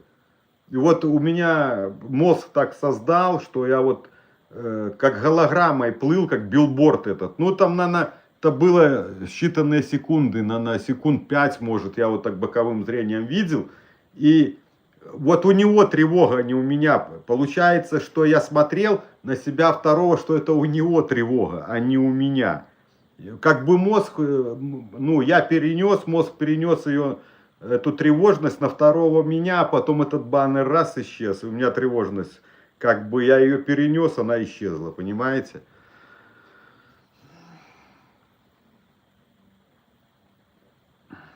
Так, поэтому не страшно. А я наоборот стала говорить себе, что вегетатик это тревога. Ну, оно как осознание приходит, что там же в чем формируется страх, что с тобой что-то страшное произойдет. И когда ты вот осознаешь, понимаешь, тебе человек объясняет, да, как правило, психолог, что это вот так работает, а не так. И он у тебя убирает страх постепенно, потому что у человека в тревожном состоянии, у него, как правило, неправильно трактовки идут ситуации. То есть он как бы сам себя пугает, делая неправильные выводы. Вот его мозг транслирует, что это вот так, например. Вот, например, я сойду с ума. Все, человек это пугает. У него мысль это появляется или по каким-то определенным у него проявлением он делает вывод, что он сходит с ума, либо что он сойдет с ума, что он куку. А это, конечно, человека пугает. Но когда человеку объясняешь, что от навязчивых мыслей, да, вот этих обсессий, ни одного человека по статистике ВОЗа с ума не сошло, то есть ты ему это начинаешь объяснять, и у него страх убирается за то, что он верить начинает себе, что, блин, ну никто не сошел, значит я не сойду. А так он верит, глубоко верит в то, что он может сойти с ума от этих мыслей. Ну вот такие вещи там происходят. Даешь правильное объяснение, как бы опровергаешь человеку, один из моментов опровергаешь ему его идеи. Так, у меня тоже 10 лет это состояние, но избавиться не могу. Марина, как вам удалось избавиться от этого состояния через столько лет? Ну вот, как и удалось, Марина, мне избавиться от этого состояния через столько лет, вот я и посвящаю этот канал, полностью посвящен, вот много рассказываю, как, что, почему и как оттуда выбраться. Вот с этого расстройства, как оттуда выбраться. Это сложный и очень запутанный путь. Меня выводил хороший специалист по когнитивно-поведенческой терапии, то есть в паре с ним девушка мне объясняла и что и как делать, то есть, а я уже тренировался, осознавал, пробовал делать, и, то есть следовал ее рекомендациям, и вот так мы с ней постепенно я вышел с этого состояния, Света, здесь главное понять для себя, что это не страшно, а так ерунда, просто проявление в теле. Ага. Ну, проявление в теле там тоже ты понять, но мозг привык, реакция как бы на проявление в теле, он все время будет реагировать. И там я тоже методики вот это применял, например, как с кардионеврозом. Либо сразу оспариваешь эту ситуацию, получается, ты отделяешься от этой автоматической мысли. Такой принцип постоянного разговора с мозгом получается. Ты как бы, когда ты мозгу говоришь, ты отделяешься от этих слов. Так, пипец, как сложно, это просто. Пипец, как сложно, это просто. К сожалению, многое пока кажется невозможно. Если куклу, Бомбер, это куклу Вуди. Так, пипец, как сложно, это просто. К сожалению, многое пока кажется невозможным. Да, там кажется многое невозможным, это тоже идет, конечно, то, что с тобой происходит, негативный опыт, и вот этот весь объем для тебя кажется, он непреодолимый, но это тоже мысли будущего, и тут же будут еще ребята у вас работать, это преувеличение, что это невозможно, Чтобы понять, что это возможно, то есть найти вот такие примеры, как меня, что это возможно сделать. И я такой не один, который справился с этим расстройством, и это будет вам давать понимание, что это возможно, А невозможно это мысль. Вот такие мысли человека и отговаривают от действий. Например, там будет такая мысль: не делай, у тебя ничего не получится. Это у него такое, какое-то у него другое, а у тебя другое какое-то вот это состояние, вот это болезненное у тебя другая, не такая, как у него. Там вот такие мысли будут. Такие мысли, они, как я их называю, они будут пытаться отговорить человека, чтобы он ничего не делал. Чтобы ты как бы веришь этим мыслям и ничего не делаешь. Понимаете? Мозг, он ленивый, и он как бы, он привык так жить. Мозгу-то пофиг, что с тобой происходит. Ему там вольготно, он привык так думать, да, крутить эти мысли. И вот он так живет. Ему ж там по барабану, что у тебя там в теле происходит, что хозяину. Вот. И поэтому он, получается, любыми путями будет тебя пытаться отговорить, чтобы ты этого не делал. Потому что первые 2 недели, когда ты даже делаешь, делаешь, у тебя ничего пока проявляться не будет, как правило, первых 2 недели. Примерно через 2-3 недели вы только увидите вот такие маленькие изменения. И вот здесь ты за это хватаешься, ты начинаешь понимать то, что тебе рекомендовали, ну, скажем, вот я то, что говорил, и вы делали, что это работает. Вот тогда все, ты хватаешься за этот тоненький прутик, и ты осознаешь, что вот он выход, и ты начинаешь, как говорится, по этому прутику подниматься вверх, вверх, вверх, вверх. Но это только через 2 недели. За эти 2 недели вас ваши мысли могут отговорить, а если вы ничего не будете делать, то, соответственно, у вас ничего и не будет никаких изменений. То есть у вас ничего не получится, потому что ты ничего не делаешь. Так.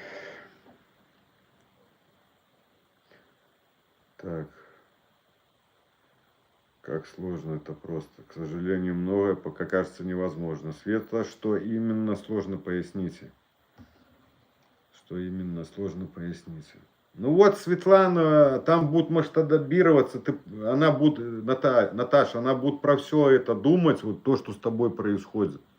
А это большой объем работы. И вот эти мысли, они деморализуют, вот как будто, что ты с этим не справишься, что тебе надо это долго и много делать, и вот руки тогда опускаются, понимаете? Поэтому я объяснил, что эти мысли надо убирать.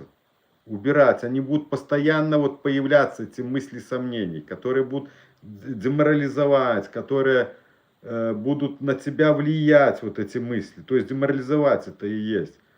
Это так тяжело, это невозможно. Вот эти мысли тоже убирайте, это тоже мысли, Светлана.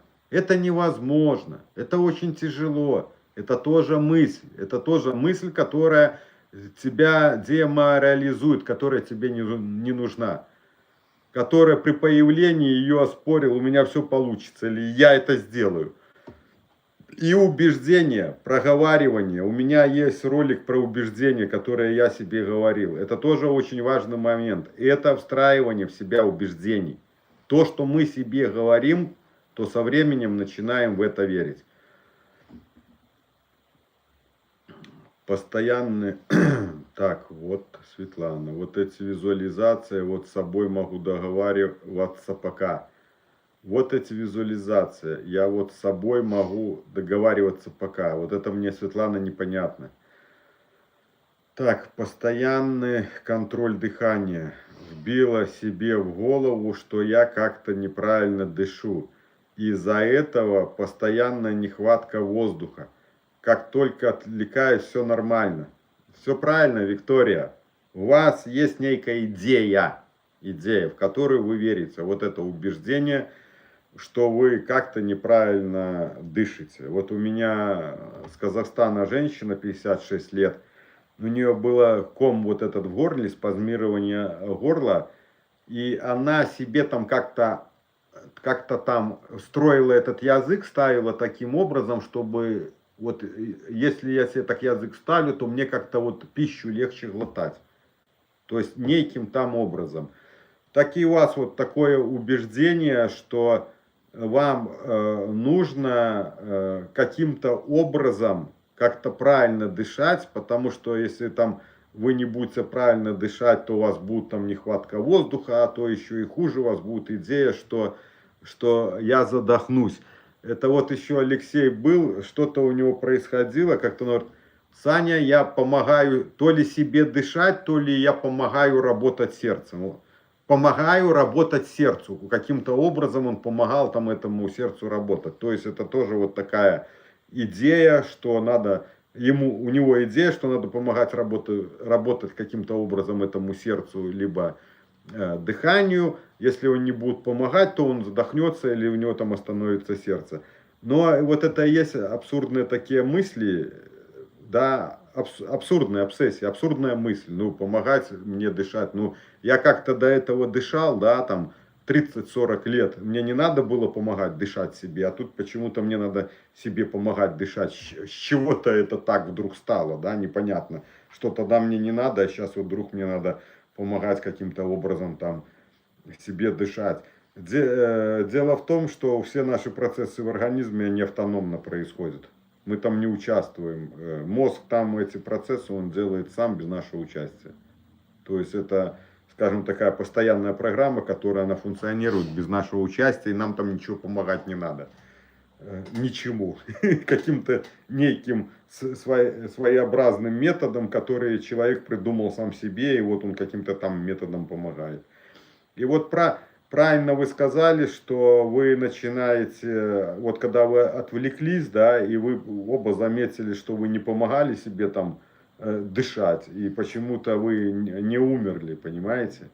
Поэтому еще можете вот злиться, если видите, что мозг начинает там концентрироваться, да, на этом, что каким-то образом там помогает вам.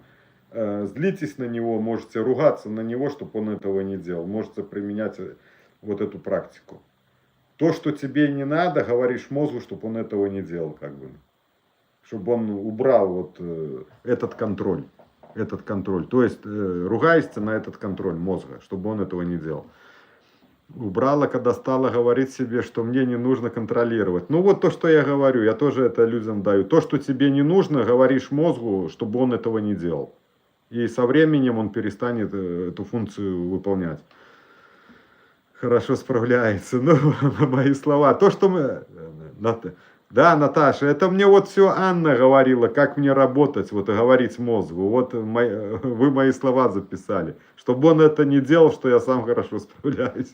Только у меня вот контроль был за мыслями. Я на контроль ругался, когда мой мозг контролировал мысли. Я сидел в задней части головы и отслеживал вот все мысли, которые у меня, они же здесь вот при фронтальной коре головного мозга. И вот я в затылке сидел и отслеживал все мысли, которые проходили. Я как в засаде сидел, чтобы, не дай боже, там некая плохая мысль ко мне не пришла, чтобы я мог ее там убрать, ее, сразу эту мысль.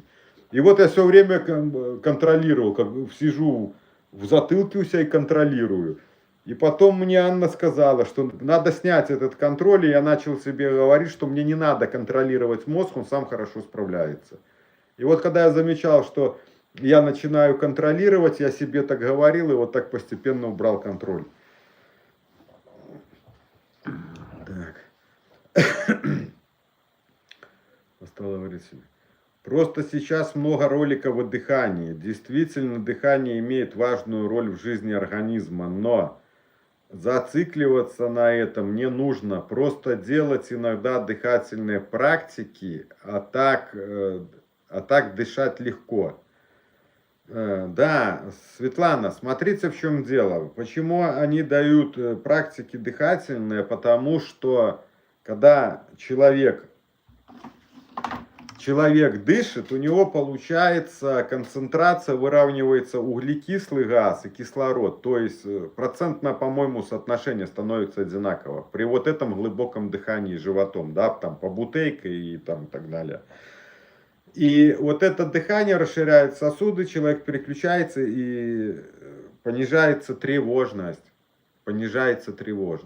Но дело в том, что ты же не сможешь дышать, как вам сказать, ты же не сможешь круглосуточно только дышать. Это первое. Второе, одно дыхание, здесь нужна система, здесь нужно понимание, тут нужно с мыслями работать, с эмоциями. То есть здесь целый спектр, целая палитра, много чего нужно знать и много чего нужно применять. Скажем так, одно дыхание тебя с этого состояния не выведет. Точно так и одно там еще чего-то, умение чего-то, оно не выведет тебя с этого состояния. Потому что это комплекс. А самое главное, это понимание, что для чего, причинно-следственные, и как это работает, и каких целей тебе нужно достичь. Вот это понимание. Если тебе скажут, переключайся, но не объяснят, для чего, почему и что это такое, самое главное, что вот такое переключись, как вот это осознать, как это понять. Если ты этого не понимаешь, и если тебе не объясняют, что если ты переключаешься от страха, то это охранительное действие, то ты можешь переключаться всю свою оставшуюся жизнь, но ничего у тебя не изменится. Почему? Потому что это замкнутый круг. Ты от страха переключаешься от чего-то, либо от мысли, либо там еще от чего-то, от симптома, да, от страха человек переключается. А получается, поведение формирует убеждение. Если ты переключаешься от страха, от этого симптома, то мозг и запоминает, что этот симптом значит опасный, потому что хозяин от него убежал, переключился от страха. Это переключение, это убегание тебя от этого. И мозг это запоминает, и оно у тебя укреплено нормально в мозгу, что это опасно. И каждый раз оно возникает, мозг тревожится, и ты все переключаешься. И так вот ходишь по замкнутому кругу, переключаешься годами, десятилетиями, и не выходишь с этого состояния, понимаете? Объяснения нужны, что, почему, как, для чего. И не только объяснения, еще надо показать человеку, потому что тяжело объяснить, а вот уже когда показываешь человеку, и он начинает осознавать, вот это что значит, понимаете? Поэтому, скажу так, если бы это было все так легко и просто, то столько бы людей не страдали десятилетиями, а зачастую всю свою жизнь этими расстройствами. Если бы это все было так просто и легко, как говорят, да, дыши и будь тебе счастье, не будет никакого счастья. Это целый алгоритм, это много чего нужно осознать, понимать. Как я говорю, что мне за год пришлось пройти обучение целого института 5-летнего. За год. Потому что я находился в этом состоянии, у меня не было выбора, и я был очень примерным учеником. Очень примерным. Я так старался, что потом мне Анна сказала: затормозите, забейте, говорит. Я говорю, в смысле? Она говорит, все, Я говорю, типа война прошла, а я воюю? Она говорит, да. Я настолько вот это все, блин, так тренировался, такой ответственный, такой был, вот всегда до конца старался, а все уже, оно все как бы поблекло, уменьшилось, и мне уже не нужно было вот так это яро и сильно тренироваться, потому что оно уже все потухло, я уже как бы, скажем, прошел уже, все это отработал, оттренировал, и я такой, да, и как бы раз, ручник затянул, думаю, ну, ё-моё, притормозить надо уже, как бы прошел путь свой.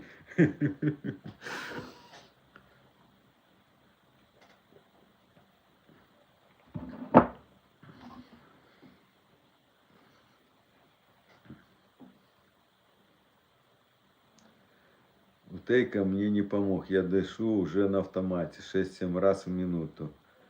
А комплекс, само собой, правильно. Просто диафрагмальное дыхание. Ну, дыхание еще интересная штука. Я вот в последнее время смотрел, оно там помогает от разного рода. Вот там, в принципе, человек объяснял, какой-то ученый, там с болезнями работает. Я, кстати, тоже вот интуитивно с желудком вопросы есть, да, вот уже как бы возраст, и есть с желудком вопросы. И я вот как-то дыханием и сжатием пресса, вот, как бы раз и смотрю, ну, работаю и смотрю, что мне помогает. Вот дыхание помогает, вот глубокое дыхание, снимаются вот эти болевые ощущения в животе, да, как бы в желудке. Да, действительно работает. Я все время вот, мне уже даже мозг подсказывает, я что-то делаю, анализирую, смотрю, вот, помогает, не помогает, работает, не работает. Ну вот такие вещи. Так, просто диафрагмальное дыхание Бутейка мне много раз, комплекс само собой. Не слушайте его, дышите все время. Слава, заблокирует этого бомбера, блин. Бомбер Барментон, будем с вами прощаться. До свидания. Как его зовут? Вон, Барменталикью какой-то. Не слушайте его, дышите все время. Такой вот. Ты должен дышать 24/7. Если начинаю дышать, то становится еще хуже, я еще больше контроль. Смотрите, Виктор, в вашей ситуации у вас получается как обогащенные, как вам сказать, обогащение кислорода, может голова закружиться, понимаете? У вас дыханием же можно много кислорода набирать, обогащенный кислород. И у вас, скорее всего, вот это происходит. Вы начинаете дышать, у вас увеличивается там кислород, и потом проявляется какая-то симптоматика, может голова подкруживаться, и вы вот этого пугаетесь, понимаете? И у вас возникает страх. Это как обогащенный кислород, это такой, как пьяненький, подкруживается голова. Это тоже может быть от дыхания. Как-то там называется, не помню, гипердыхание, когда там много, учащенно, ты вот раз ты себя как бы раз, у тебя начнет голова кружиться. Когда часто, быстро там, либо от глубокого, это переизбыток кислорода. При определенном дыхании у тебя просто получается переизбыток кислорода, и поэтому такие проявления. Поэтому не пугайтесь.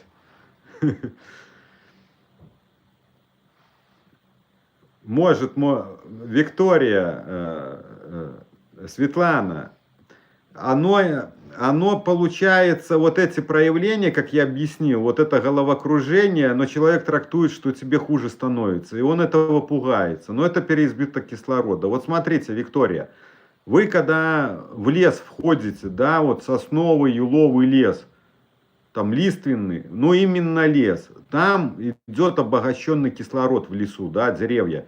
И вы замечали, что через определенное время, я вот за собой замечал, как правило, минут через 20-30 нахождения в этом лесу, у тебя начинает голова подкруживаться. Ты такой, как вот слегонца пьяненький становишься. А почему? А потому что у тебя в кровь попадает много кислорода. И происходят вот эти эффекты. Головокружения, как пьяненький вот такой становится. Поэтому, я думаю, у вас вот на дыхании вы себе делаете определенным своим дыханием переизбыток кислорода. И поэтому у вас, например, начинает там голова подкруживаться, и вы этого пугаетесь. Пугаетесь. Либо у вас какая-то еще идея вот в дыхании, где вы неправильно трактуете, неправильно делаете вывод, а этим самым себя пугаете. Поэтому посмотрите, проанализируйте себя, и вы поймете. У меня, когда сбивалось дыхание, я делал полный вдох и задерживал дыхание на 1 минуту. Тогда дыхание налаживалось. 2 недели тренировок, и все куда делось. Вот Николай тоже со своего опыта уже подсказывает, потому что у него уже за плечами тоже большой опыт в работе со мной. Он уже много чего понимает, и много чего осознает, и много чего делал на себе. Вот. И вот он уже как бы подсказывает. Спасибо ему тоже за наше участие, за свое участие у нас.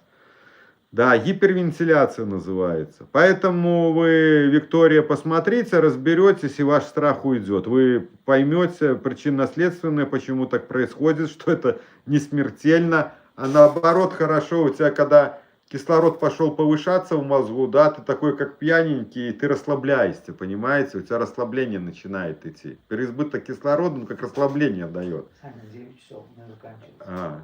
Ну все, понял. Поэтому это хорошо, неплохо. А у человека с катастрофическим мышлением, у него все это сгоняется, что у тебя, например, голова закружилась, значит, у тебя там инсульт. То есть идет катастрофическое мышление. Поэтому в этих ситуациях нужно правильно мозгу давать ответ, что в этом страшного ничего нет. Это вот так, так и так. Ты как бы в диалоге с мозгом объясняешь ему, чтобы он не пугался. Так. Ну все, на сегодня спасибо большое за участие. Будем заканчивать. Поддерживайте канал, не забывайте, подписывайтесь, пишите свои комментарии уже у нас там на канале, когда выйдет ролик. Ваше мнение, что думаете и Что хотели. да, что хотели бы написать, все пишите. Поддерживаем канал, не забывайте нас. Потому что ваши все, что вы пишете, ваши комментарии, они способствуют развитию канала. Точно так и ваши лайки, когда вы ставите. Поэтому всем большое спасибо. До новых встреч. Пока. До свидания. Все.